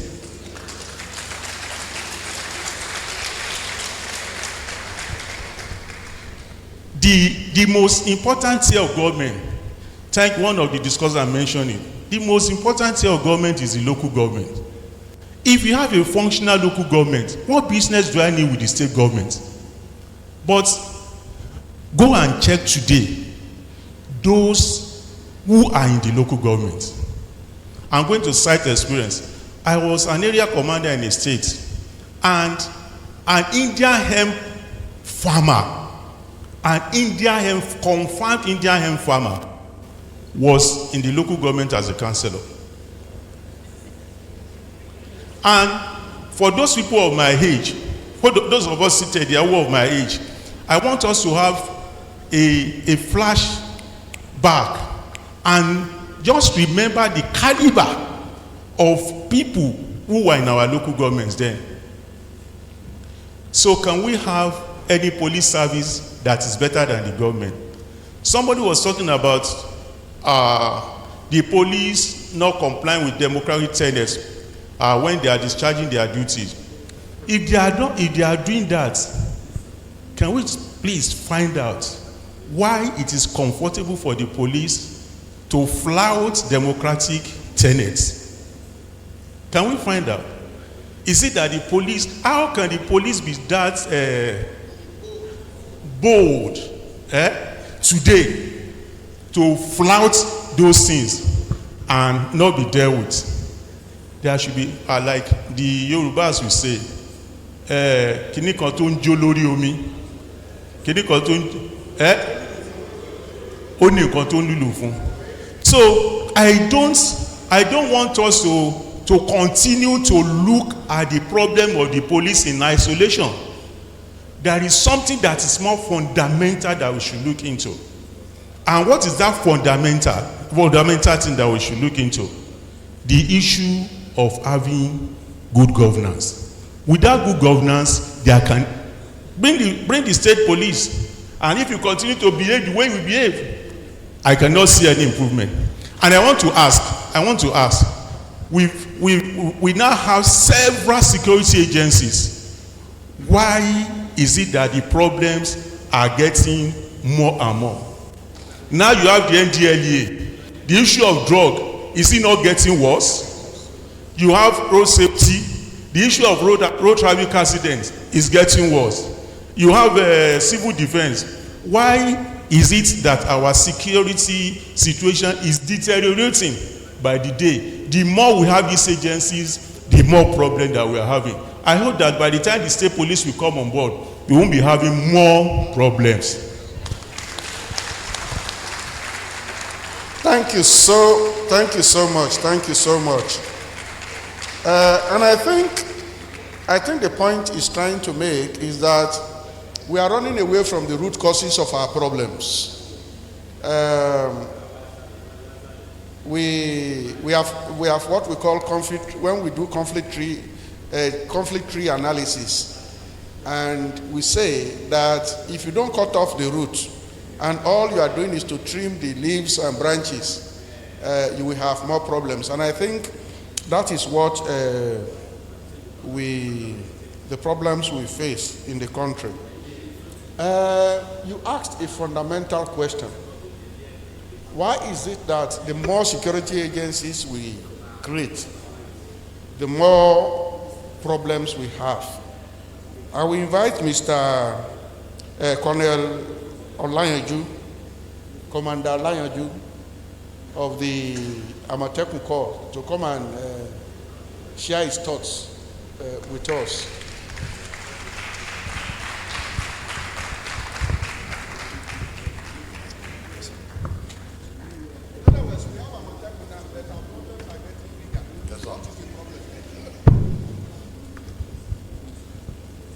Distinguished members of the high table, good afternoon. Very erudite senior colleagues sitting on the other side of the aisle, good afternoon. Ladies and gentlemen, my name is Colonel Olayanju, fellow Defense College, retired, but actually not tired. I'm privileged to be the pioneer commander of Oyo Amotekun, and I've been on this for the past 6 years. I started from the scratch. So the question that the Prof threw at me will not be something that I will not be able to answer. Fortunately, the man that started it all was somebody that our path crossed 30 years ago. And since then, we've not been able to see ourselves. I'm not sure you still remember me now. We are friends almost 35 years ago. Now, we are seeing ourselves for the first time. So, we created a lot of agencies, security outfit, our usual way. Nigerian is known for one thing. Once you have a problem, a new problem, the next thing you want to do is create something. It is a way of job for the boys. Yes. It's a way of creating job for the boys. And our problem is not far-fetched from this, because even when you look at Amotekun itself, I know the kind of challenges I face. Because when the Keynote speaker was talking about recruitment, training, and other things, they wanted a situation whereby you are not slot. The politician will say that, look, I will need these people for election, they campaign for me. So please, this is an opportunity, give them employment. The leaders of, I said, let's use the already existing security structure within the state, the local non-state actors. Because they were readily available, they were material that are readily available. They have a form of training, they have a way of doing their things. The values that the Prof talked about, the tradition they talked about is with them. So I felt that this would be an ideal situation whereby I could easily tap these people to come and work for me. Unfortunately, their leaders started saying I should give them the slot. They know the men that they will give to me. So the question I ask them is that, where would the loyalty reside? If you are giving me men that will work with me, and they know that you are the one in control, that the Keynote speaker talked about, so I have nothing to do. I can't control them. Their loyalty will reside with the organ that gave them. So these are some of the problems that we face. I think state police will be an ideal thing, particularly as at now. Forget what my guy is saying. Don't let me use the other word. Oga Osheni, you don't expect him to support state police. He is the architect of integrated security system in Oyo State, and we have used that effectively. What you are witnessing in Kwara, it will have been in Oyo, but we did something about 5-6 years ago that we are having the result now. If we decide to flip and then change what he's saying, I'm sure Oyo will be in a different state, because this is a state that is highly porous. Yes, You are not safe. Don't let deceivers say. They might tell you everywhere is a lie. We all need to put our hands together and listen to what they are saying. We need to talk to our leaders. You know, I will not lie.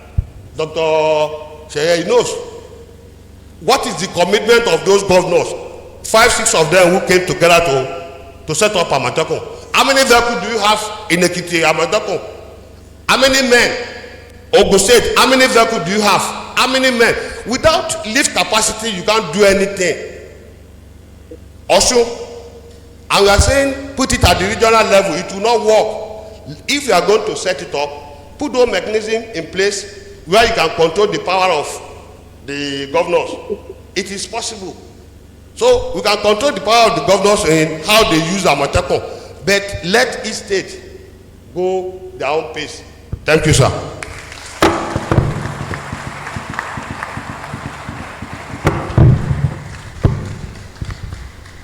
I'm getting a little bit frightened because let's not think that once you have state police and all the problems are gone. And as he was making his contribution, I asked myself, when we start state policing in Oyo State, what happens to Amotekun? Will Amotekun become state police, or so we have too many questions to answer. But I think those discussing state police is saying we want it. They are not looking at the issues broadly. They are looking only at the aspect that gives them power to do whatever they want to do. Before we open the floor to all of you, I want to call the Dean of Faculty of Law. We are lucky to have him in our midst, Professor Akin. Please, sir. We will give you 6 minutes, not 5 minutes. Yeah, I spoke with her. Yeah, she said. Thank you. The VC, the keynote speaker, distinguished members of the roundtable, and everybody. I'm grateful for this opportunity. Now we are gathered here to discuss a very important issue, policing, and the starting point is maybe the umbrella is security. My assessment of security is intimate, it is personal, it is local. Of course, we have external manifestation or dimension of it. So if we don't look at security from that angle, the tendency is there to overlook some issues. Now, what we have on ground, most state commands of Nigerian police are funded largely by state governments. If you remove the input of states from state commands, I'm not sure the Nigerian police can function. That is what we have on ground. Now, in 1954, following the adoption of our federal constitution, we had to regionalize our judiciary. And the Chief Justice at that time resigned because he felt a federalized judiciary will not serve the interests of Nigeria. Now, let's ask ourselves now, what is the status, what kind of judiciary do we have? We have a judiciary, we have the NJC, which our big Oga, late Oga, Akin used to describe as CJN. That NJC is just CJN if you look at it from another dimension. So, federal templates are useful, but you must look at what will serve our own interests best. Now, the constitution has been amended to allow states to set up correctional center or correction centers. How many states? No state has gone near that area. And the whole justice system is complete. You have the police, you have the courts, you have the prison. No state has set up prisons. Now, a time I did an analysis of the functions of local government to know that some functions are opportunities to get money. Some functions drain your resources. Now, if you are to look at take care of lunatics, destitute, what income do you get from that? That will drain your resources. So, but we don't do economic analysis when we embark on some of these issues. So I want to congratulate the TEDFUND Center of Excellence in Security Management for this outing, and it's my prayer that the outcome will go beyond the walls of this room. Thank you very much. Thank you, sir. Thank you for that contribution. Now we will take a few comments, questions from the floor, and then we give two minutes to the presenters and then we leave here. We want to leave this place latest by 2:30. Please ask your question and make it short. Over to you, sir. Who is speaking the mic?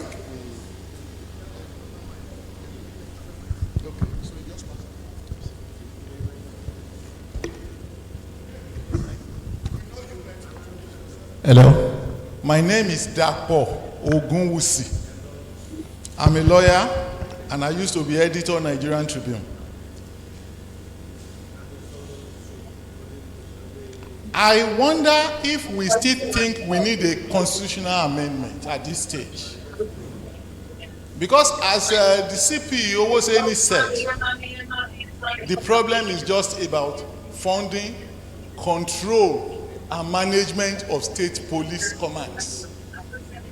Is it not possible for the president to sign a bill from the National Assembly giving full control of all these particular paraphernalia to different governors? Then you have created state police forces in operation and effect.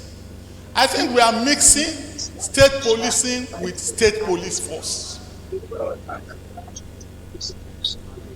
We don't need to create anything new. If somebody wants to be IG, make him Director of Homeland Security. You want a national police force under the control of the president, create the DSS to look like the FBI. Very simple. But like some of the panelists said, we are always keen to run away from responsibility in Nigeria. And that brings us to my second question. We have two urgencies. Number one, we all see that the law enforcement apparatus is in shambles. There's no running away from that. But there's a greater urgency. The map of the country continues to shrink every day.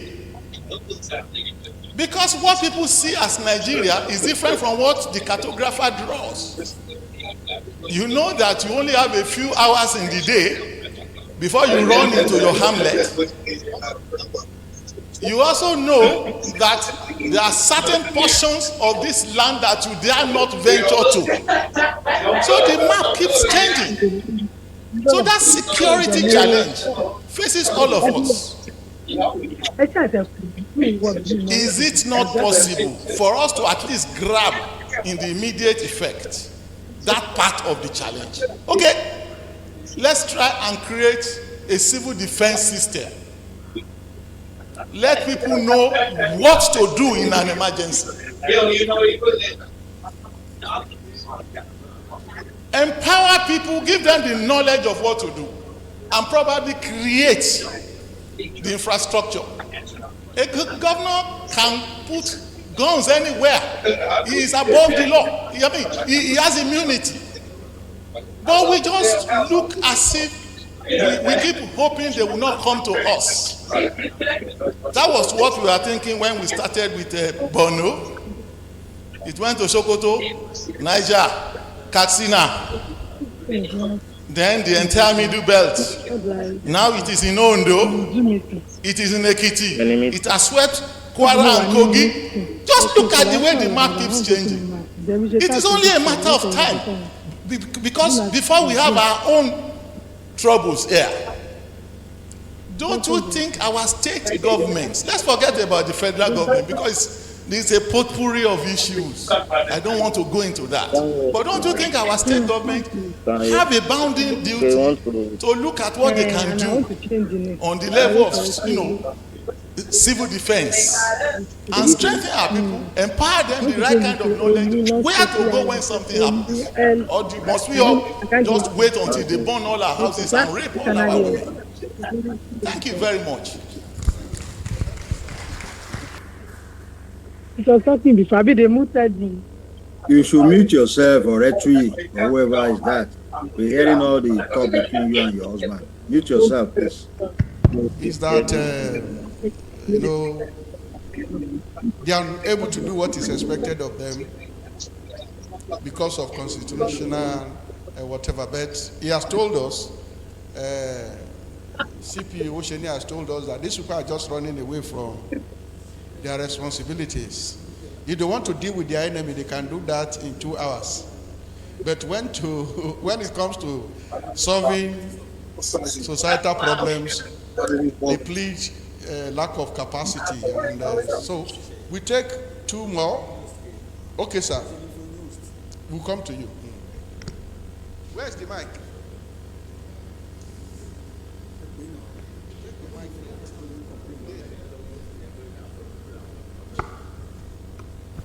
Prof, we have hands on the virtual. Yeah. Good afternoon. My name is Abdusalam El Mabashir from Works and Maintenance, UI. Like has been said, and like someone once said there, that maybe we are not serious. Because the security agencies, to me, that led to this, organization of this roundtable, I have more the opinion that it can be, really solved by the already existing security apparatus that we have in Amotekun. I can tell you, sir.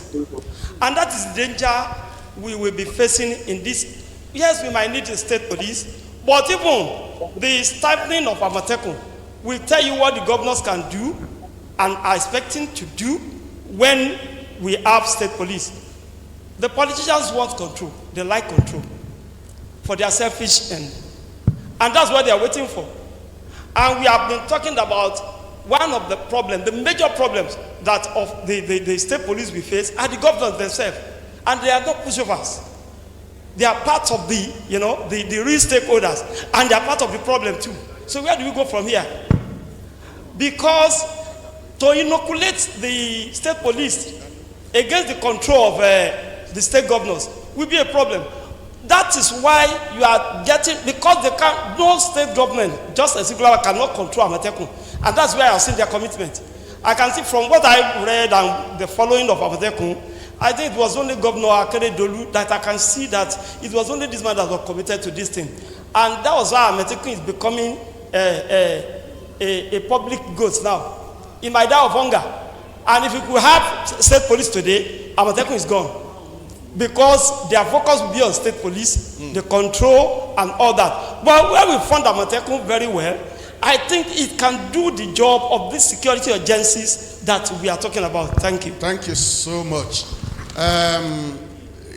Calling our attention to another recording in progress. We really need to emphasize in this discourse. We'll come to you, but we have some colleagues across the globe listening to us, and one of them, Professor Tijani from the US.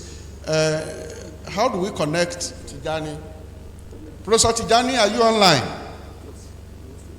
Yes, so where I am online, but I have no question. I think Officer Monday okay, Alade. Before we connect Professor Tijani, let me take that person.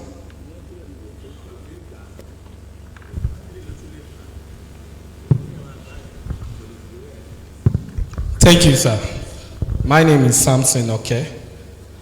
Having listened to all the panelists, I'm beginning to have this feeling that state policing may not actually be the solution to security in this country.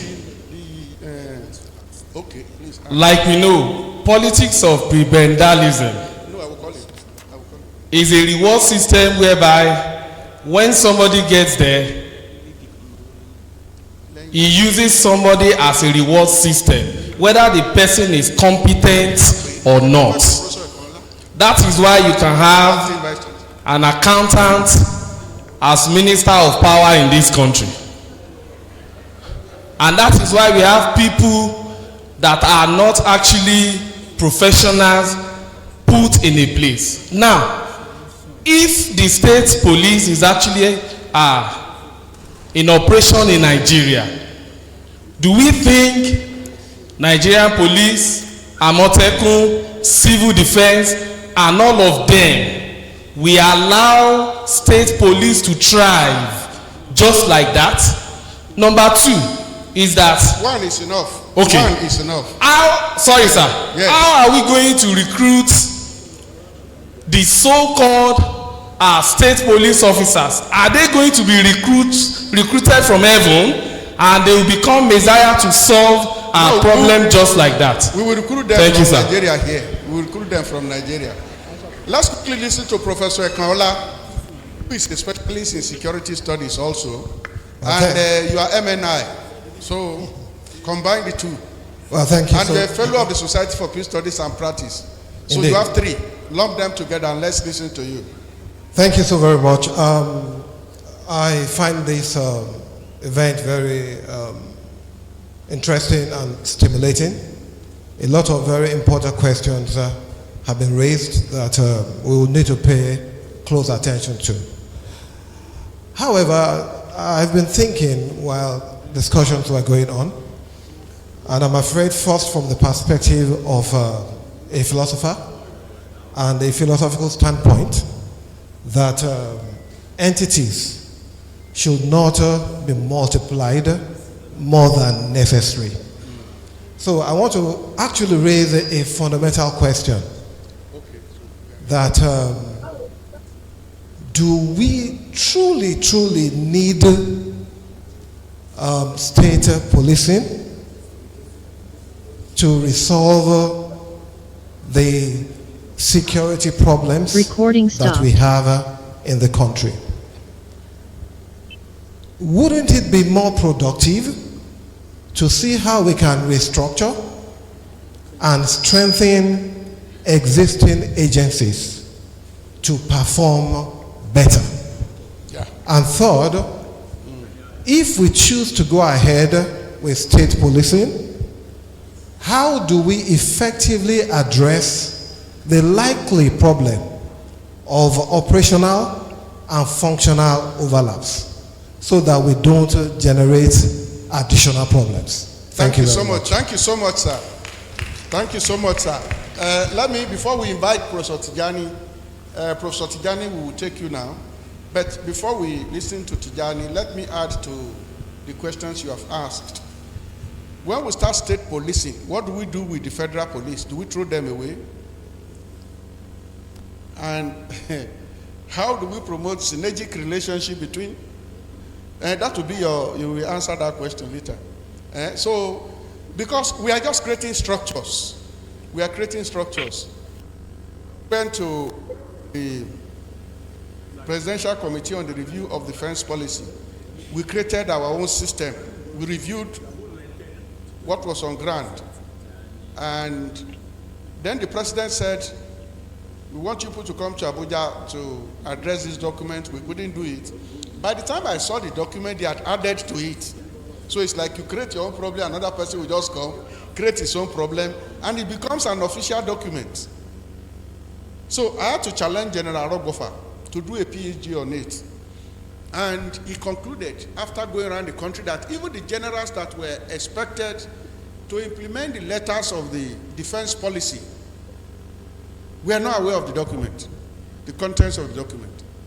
So this country, we just like creating structures And if the political will, if the trust, and the sincerity is not there, as we have been told, we will merely be adding to the problems of the country rather than solving any problem. Professor Tijani, please, let's listen to you. Thank you very much, Prof. Good afternoon, and I am not an expert, but I thank you for this opportunity. We've listened to Police Officer Monday Alade in police.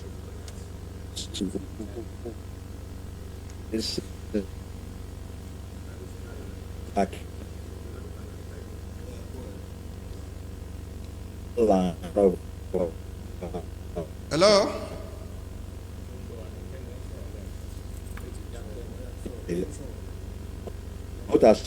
So can we take one more?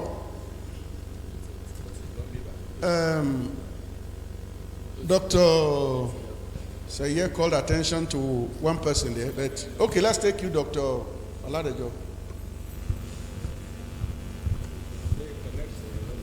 Please, as soon as this is just connect him. Thank you. Thank you, sir. Yes, I listened to the panelists and I have a feeling that perhaps we're still persuaded by the deceit of the political elite to think that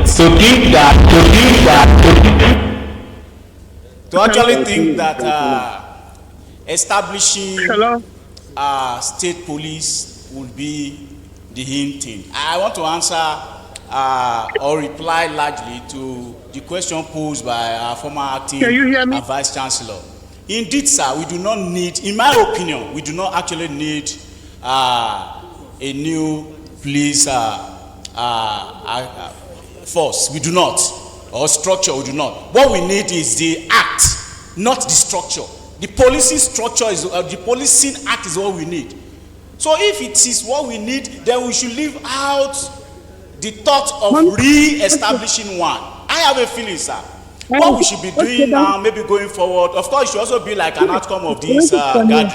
That rather than concentrating on establishing one, we should be thinking of the existing one, particularly in the geopolitical zone we are considering, which is Southwest. Except Lagos State, which already told us they have a neighborhood watch.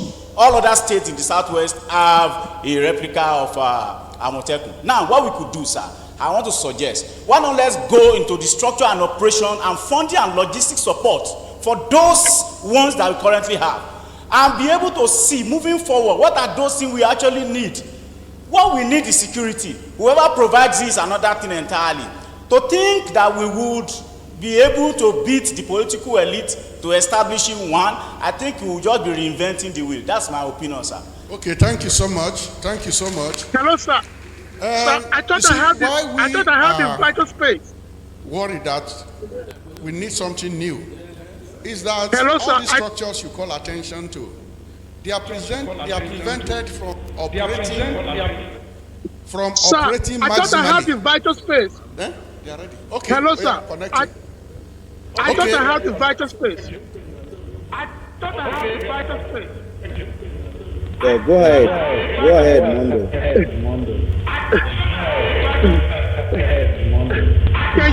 Can you hear me clearly, sir?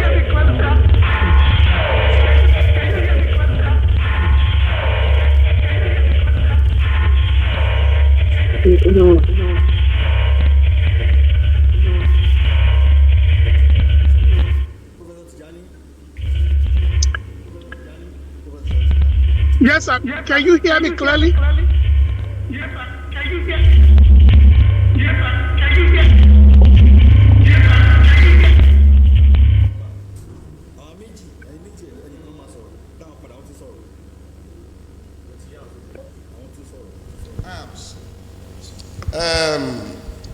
They cannot prosecute. There are several things they cannot do. Sir, can you hear me clearly, because of constitutional hindrances. And I think this is why we are saying constitutional state policing. For them to have the right to do all that that is needed for ensuring safety of all of us. We take the last one. Okay. Sir, I thought I have the vital space. Good afternoon, everyone. I'm very delighted to be here. I'm Michael Oyedeji.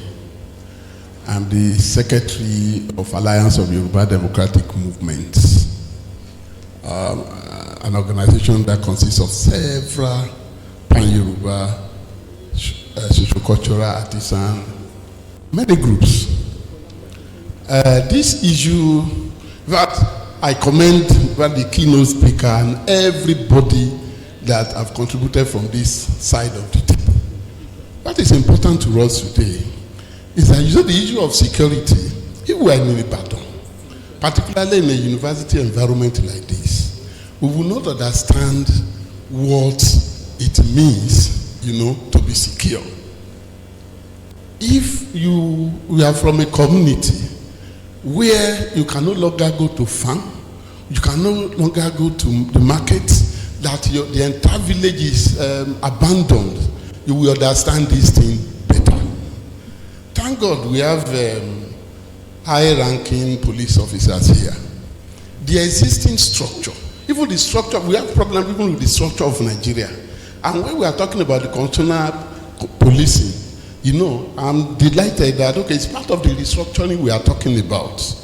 That even the Nigerian police, whether security forces generally, you have a situation where somebody that is your coursemate will be promoted rapidly than you, will get better posting, and you cannot do anything about it. So, and you cannot say, okay, let us manage it within our own territory here. Because in the final analysis, the control center is there, over there. Now you have a Yoruba president, and that is why you can be talking about some of these things. By the time this present one leaves, you will have another thing entirely. So therefore, security is local. Then the Amotekun, yes, they know, Colonel, you know that there's a limit to the weapon Amotekun can carry. They don't have prosecutorial power. So what kind of enforcement is there? So that is why we are saying that, okay, we cannot wait 5 years of this. I think 12 months is reasonable. Then it is our responsibility as people to compel the National Assembly to quickly, you know, come up. I think at the end of the day, we'll come up with recommendations that will be passed to the National Assembly. And don't worry about them individually, no. Ensure that the bill comes as an executive bill, and they know how to do the abracadabra, you know, at that level. And we mobilize our people, you know, to ensure that we use all means possible to ensure that we won't allow them to sleep until they pass the law to allow for state police.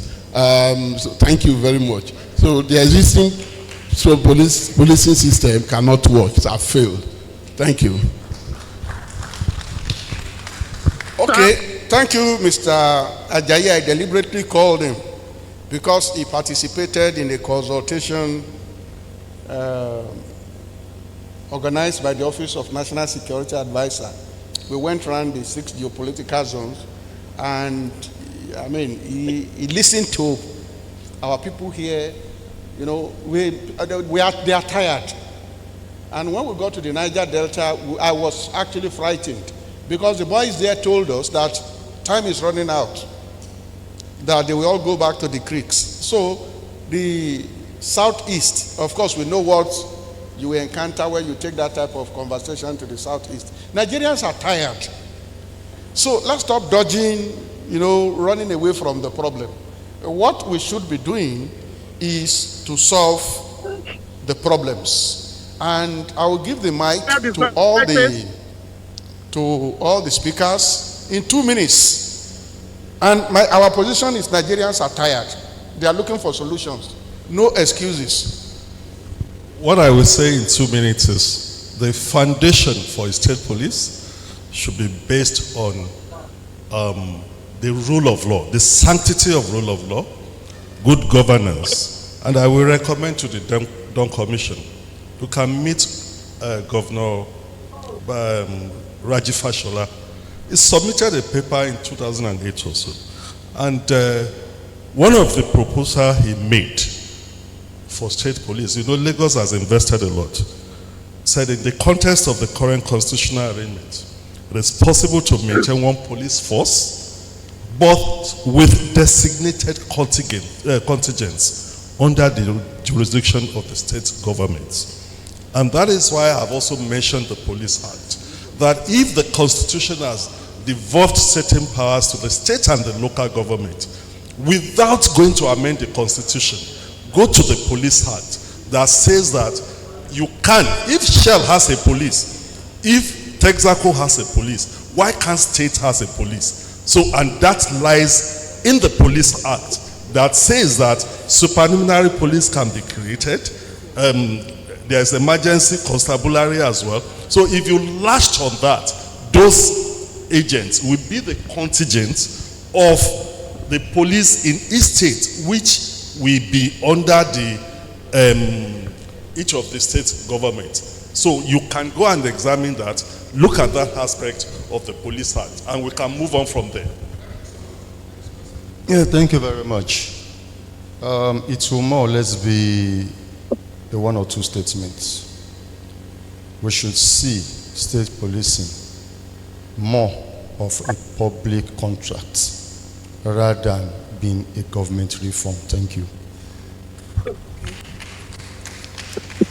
I will still emphasize on the need for us to integrate the existing structure of this informal or semi-formal outlets that we have. Because just like it has been raised that what is the place of Amotekun? Where do we put Amotekun? There is a need for us to see what is good about the present structure and bring them in, because there is a need for us to find a kind of synergy between the public's trust and political will. Thank you.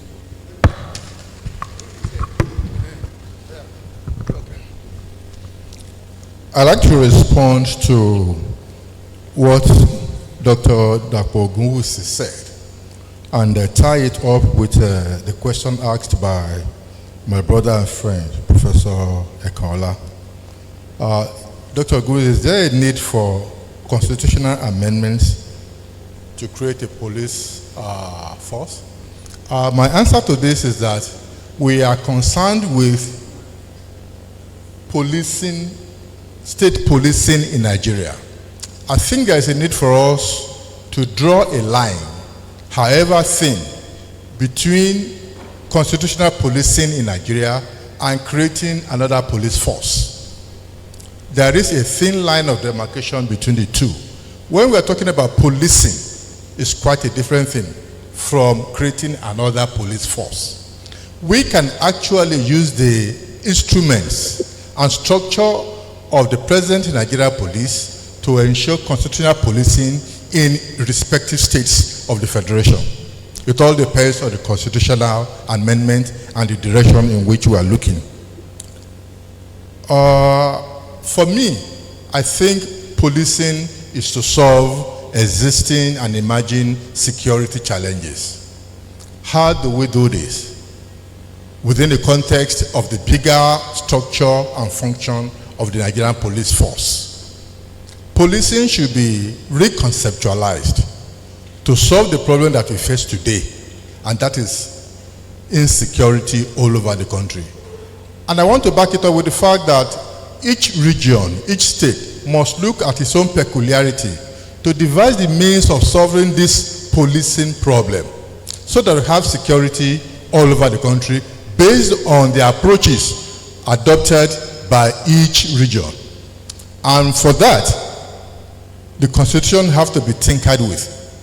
And in tinkering with the Constitution, the politicians may not have the time, but the academics can prepare the ground so that before we take the second leap forward, we will have been properly advised and given the necessary academic support for this exercise. Thank you. Before you sit down, okay, sit down, sir. Okay, remember. Do you know what we did at the 2014 National Conference? We said, well, it's like this country is not ready. So we now fed our recommendations into the existing Constitution of Nigeria. And we said, okay, after presenting the report to the government, let us present a draft amended constitution to the federal government. This is because Yoruba people say when you give a clothes to a dirty person, a new clothes, give him soap also to wash it, because he won't remember to wash it. You know, so that is the point you are making, that we are too lazy with. Anyway, this is a constitutional person. Thank you, sir. Hope you are not a constitutional authority. Thank you, sir. I think we must get it right, and we must not deceive ourselves or labor under any form of a erroneous impression that we can have another level of police until the constitution is amended. It is not possible, because Nigerian constitution as it is now has provided for one level of a police force or system in the country, which is under the IGP, and that's it. So constitution has to be amended, and that's starting with section 214 of that constitution. Thank you, sir. Thank you so much, Mr. Adeoye. Well, just say quickly that policing is a consequence. Crime and all the violent crimes you have, there are consequences, there are symptoms of a disease. The disease is lack of opportunities, jobs, and good governance. So we cannot address the policing out of the context of having responsible governance. Number two is that state policing, especially in the context of Southwest history, will be more meaningful within the framework of regional integration.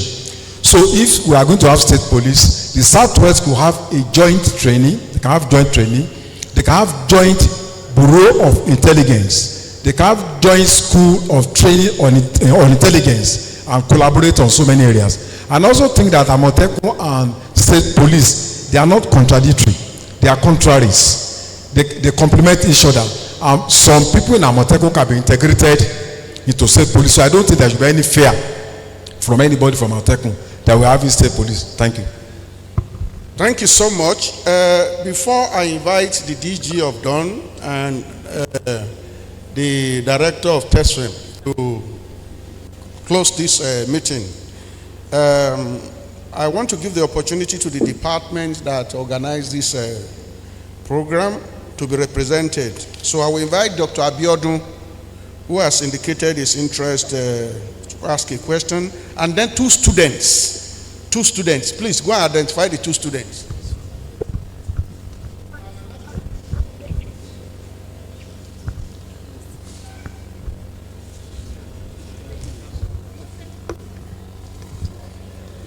Thank you, Prof.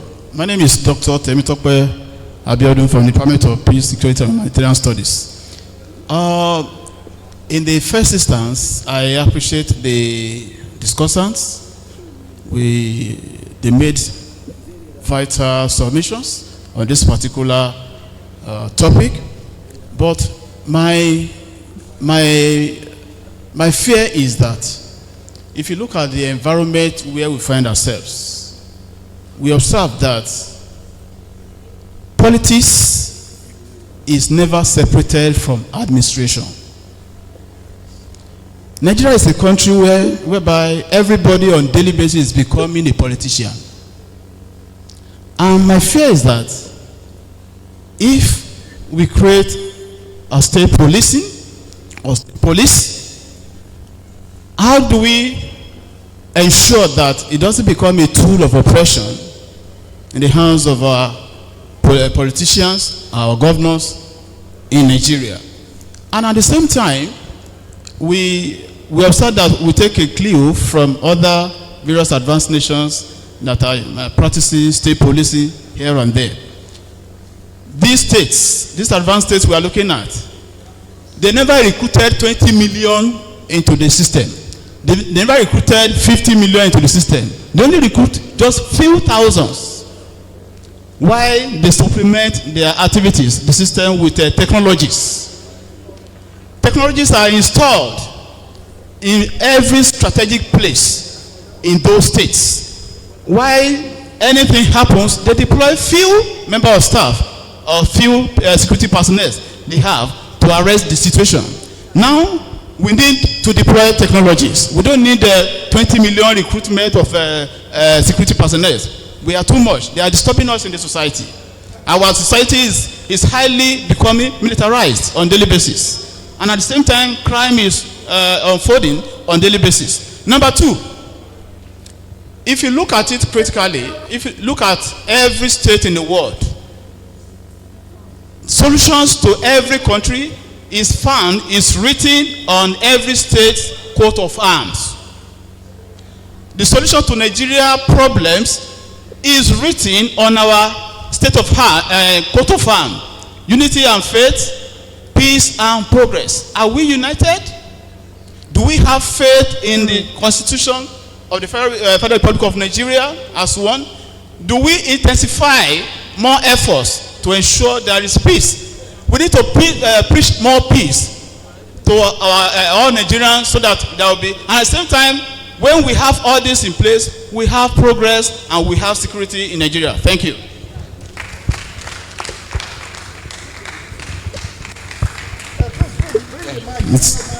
Bring the mic. So,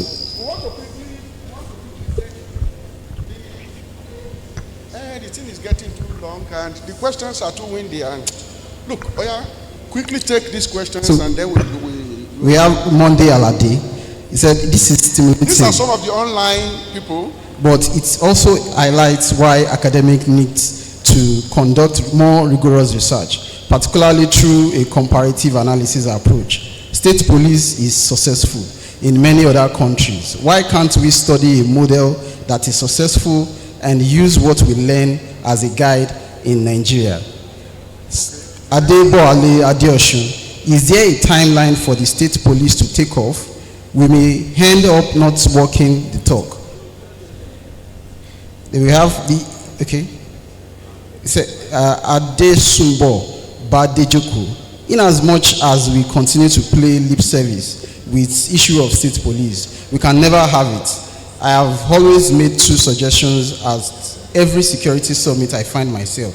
One, a constitutional amendment that will establish state police by improving upon the already existing Amotekun model, which will also remove the immunity of the state governors to checkmate them.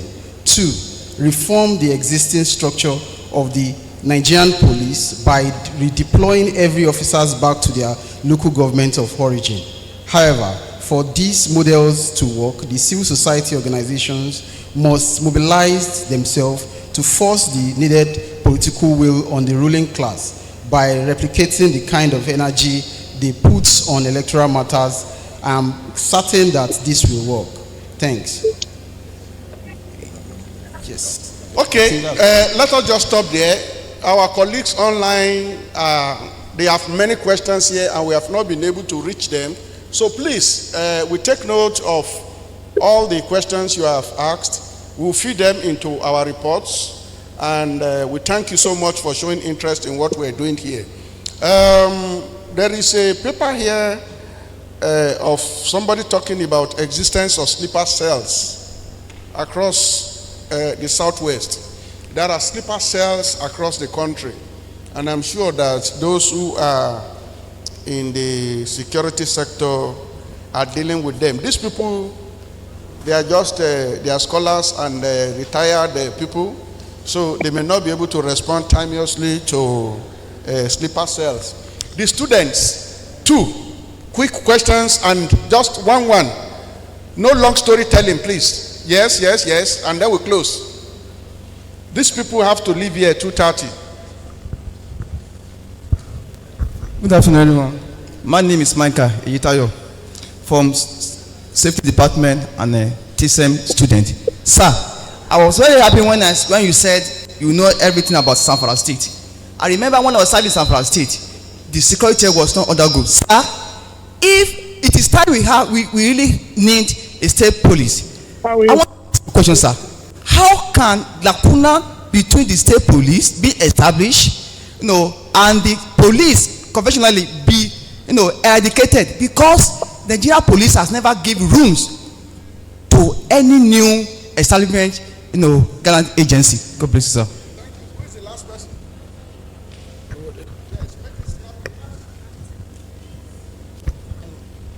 My question is, during forums like this, at the end of the day, we have gathered a lot of knowledge and everything, and then we go back and nothing is done.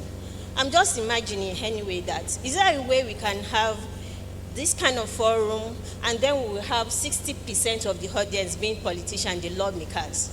They are the ones that I think can push everything we have said here today forward.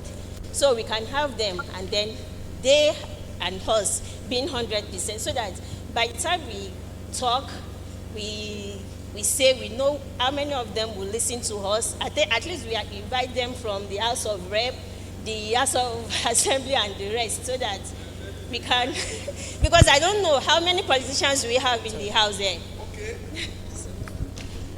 Yeah, thank you so much. What she's saying indirectly is that this engagement looks like a monologue of the deaf. We are talking to ourselves. Those who will change the society, who are responsible for making the laws, are not here.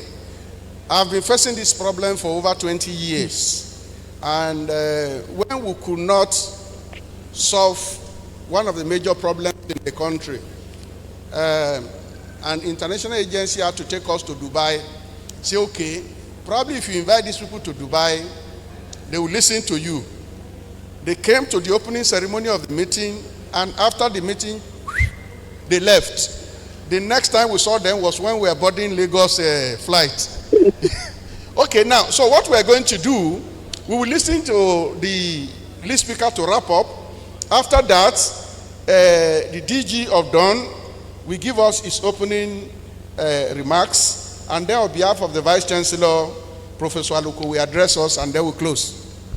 Thank you very much, sir. Fantastic questions and fantastic comments. I've been thoroughly enriched, especially by the discussants.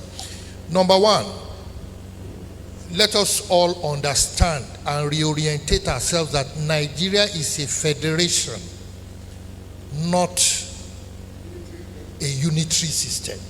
We may be practicing unitary, but we are actually a federation, and the only way Nigeria can work is a federation. So therefore, each state has the power to make laws.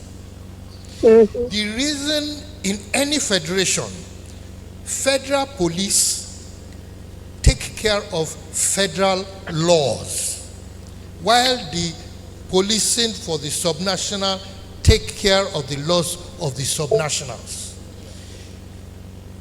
If you have a centralized police, or we continue to have a centralized police, number one, it defeats the police of specialization. In the US, you have the FBI. There are certain things they don't concern themselves with. So it is a question of division of labor. Professor Albert mentioned something. Are we going to discard with the federal police? No. We should. It will be a question of streamlining the federal police, not only in content, but in the laws that they actually want to uphold. There are federal laws in Nigeria that the federal police can concentrate with. The population of Nigeria is about 237 million. The ratio of one police to one Nigerian is actually 1 to 650. But if you remove, and this is because most of the policemen, if you look at VIPs and you remove that factor, it is 1 to 750.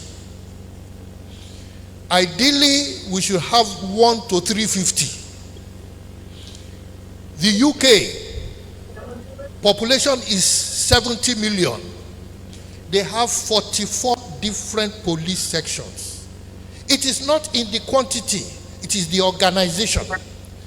Everybody should have a specific job description and a specific area of jurisdiction. Then you run things in terms of their relationship, in terms what you have protocols. There are protocols we follow.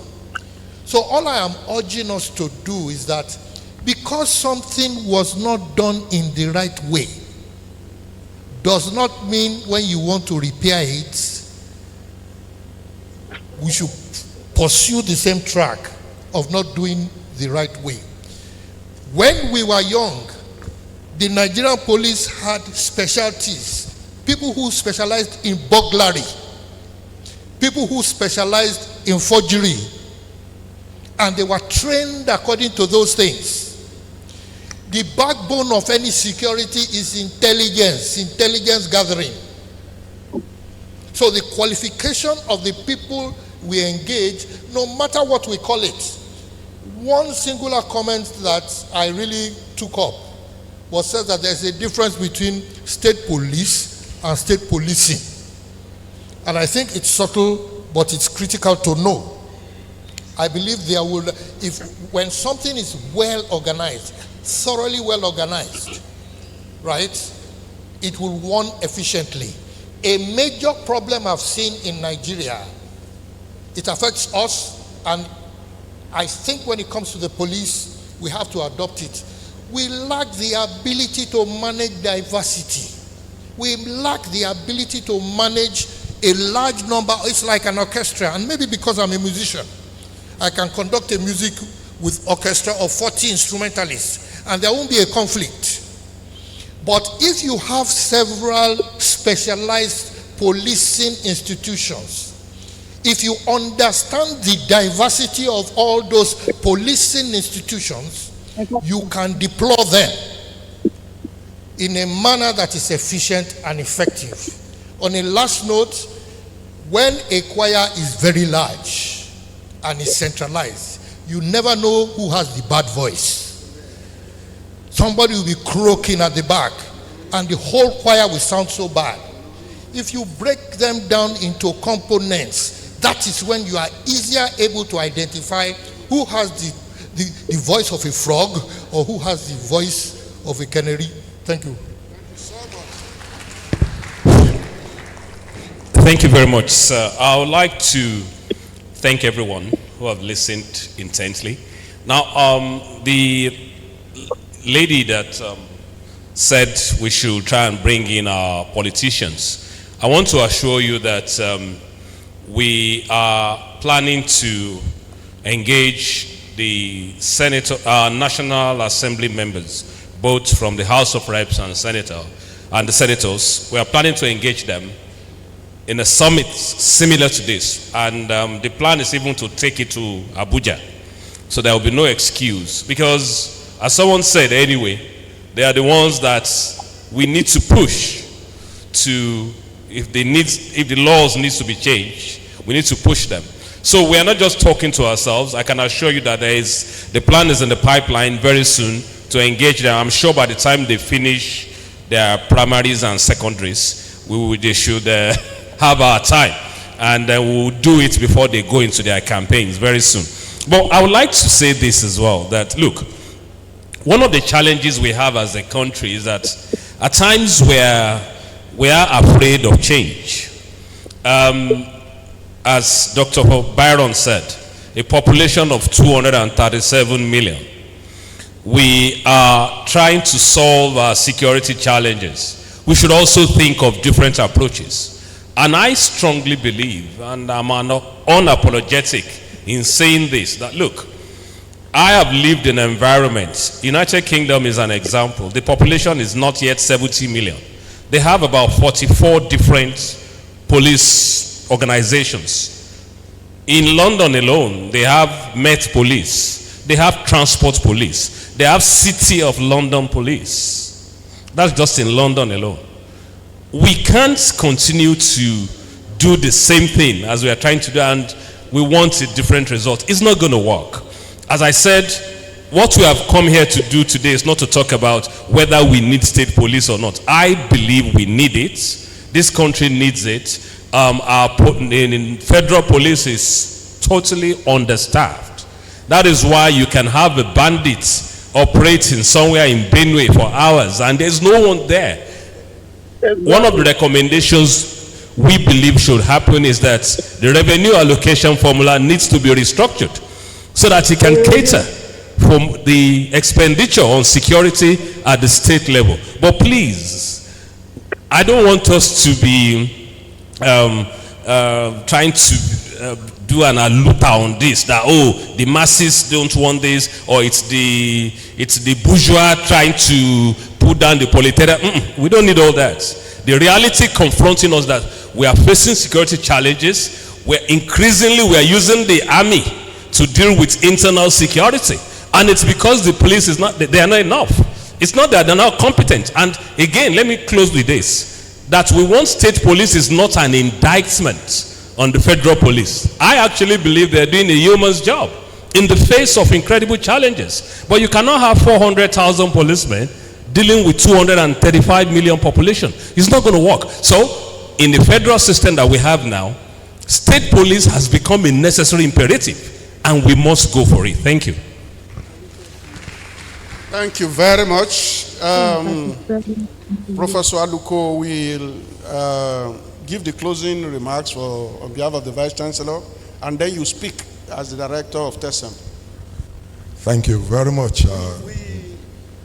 We are expecting one of your staff members to give the closing remarks. I think she should go. Yeah. Okay. Yeah. Okay. Thank you so much.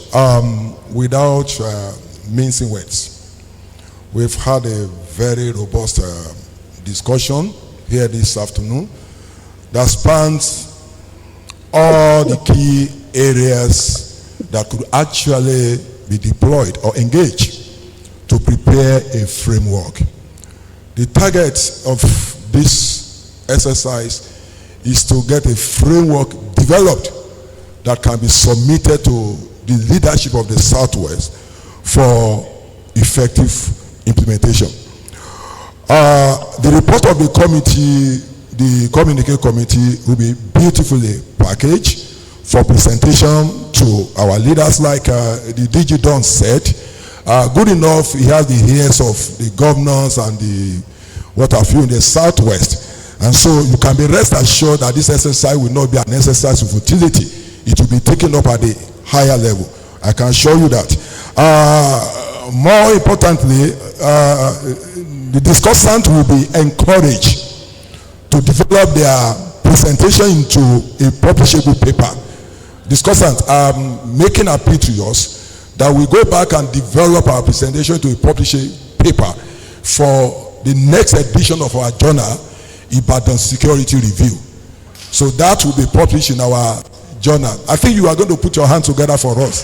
You know, it's an international journal that you can access anywhere in the world. You know, the first edition came out long ago, and the second edition will soon be out. So we are appealing to our discussant to really go ahead and do that.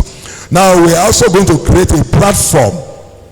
I know that many of us actually wanted to say something, but because of time we couldn't actually put our views across.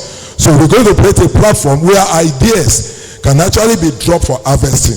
We have the phone numbers of many of us, and sooner than later you will see a platform on state policing done TSM arrangement where you can actually drop your idea for people to, for us to put everything together. Thank you.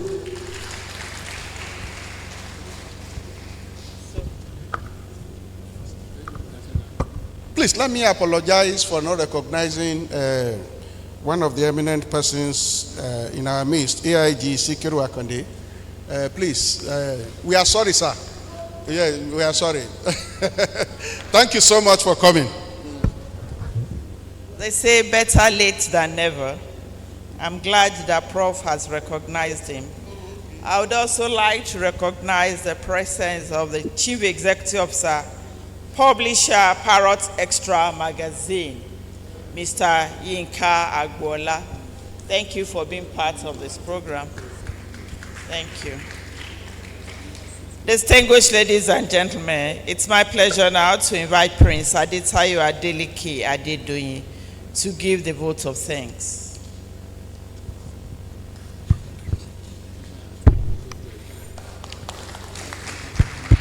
Thank you. Distinguished guests, ladies and gentlemen, it is with profound gratitude, deep honor, and a genuine sense of privilege that I, on behalf of the TEDFUND Center of Excellence on Security Management, University of Ibadan, and the Development Agenda for Western Nigeria Commission, offers this vote of thanks at the conclusion of this most illuminating and consequential one-day roundtable. We are deeply grateful to our distinguished chairman and chief host, Professor Adebowale, the Vice Chancellor of the University of Ibadan, for graciously hosting this event and for the unwavering institutional support that his office and this great University of Ibadan continue to provide for rigorous academic and policy engagements of this nature. We are also extremely grateful to the Director General of the Dawn Commission, Dr. Seye Oyeleye, who, as always, is always at the forefront of important regional and national conversations. We owe an immense debt of gratitude to our lead speaker, Dr. Adeshina Fagbenro-Byron. His incisive, well-researched, and thought-provoking keynote address provided an invaluable intellectual compass for the day's discussions. He approached the subject of constitutional state policing with clarity of purpose and rare combination of theoretical depth and practical acuity that only a seasoned expert could offer. We are truly grateful, sir. Our heartfelt appreciation goes to the distinguished panel of discussants whose contributions enrich today's conversations immeasurably. To Barrister Ojo Adebowale, Senior Advocate of Nigeria, former Commissioner for Justice and Attorney General of Oyo State, we are grateful for your authoritative legal perspectives.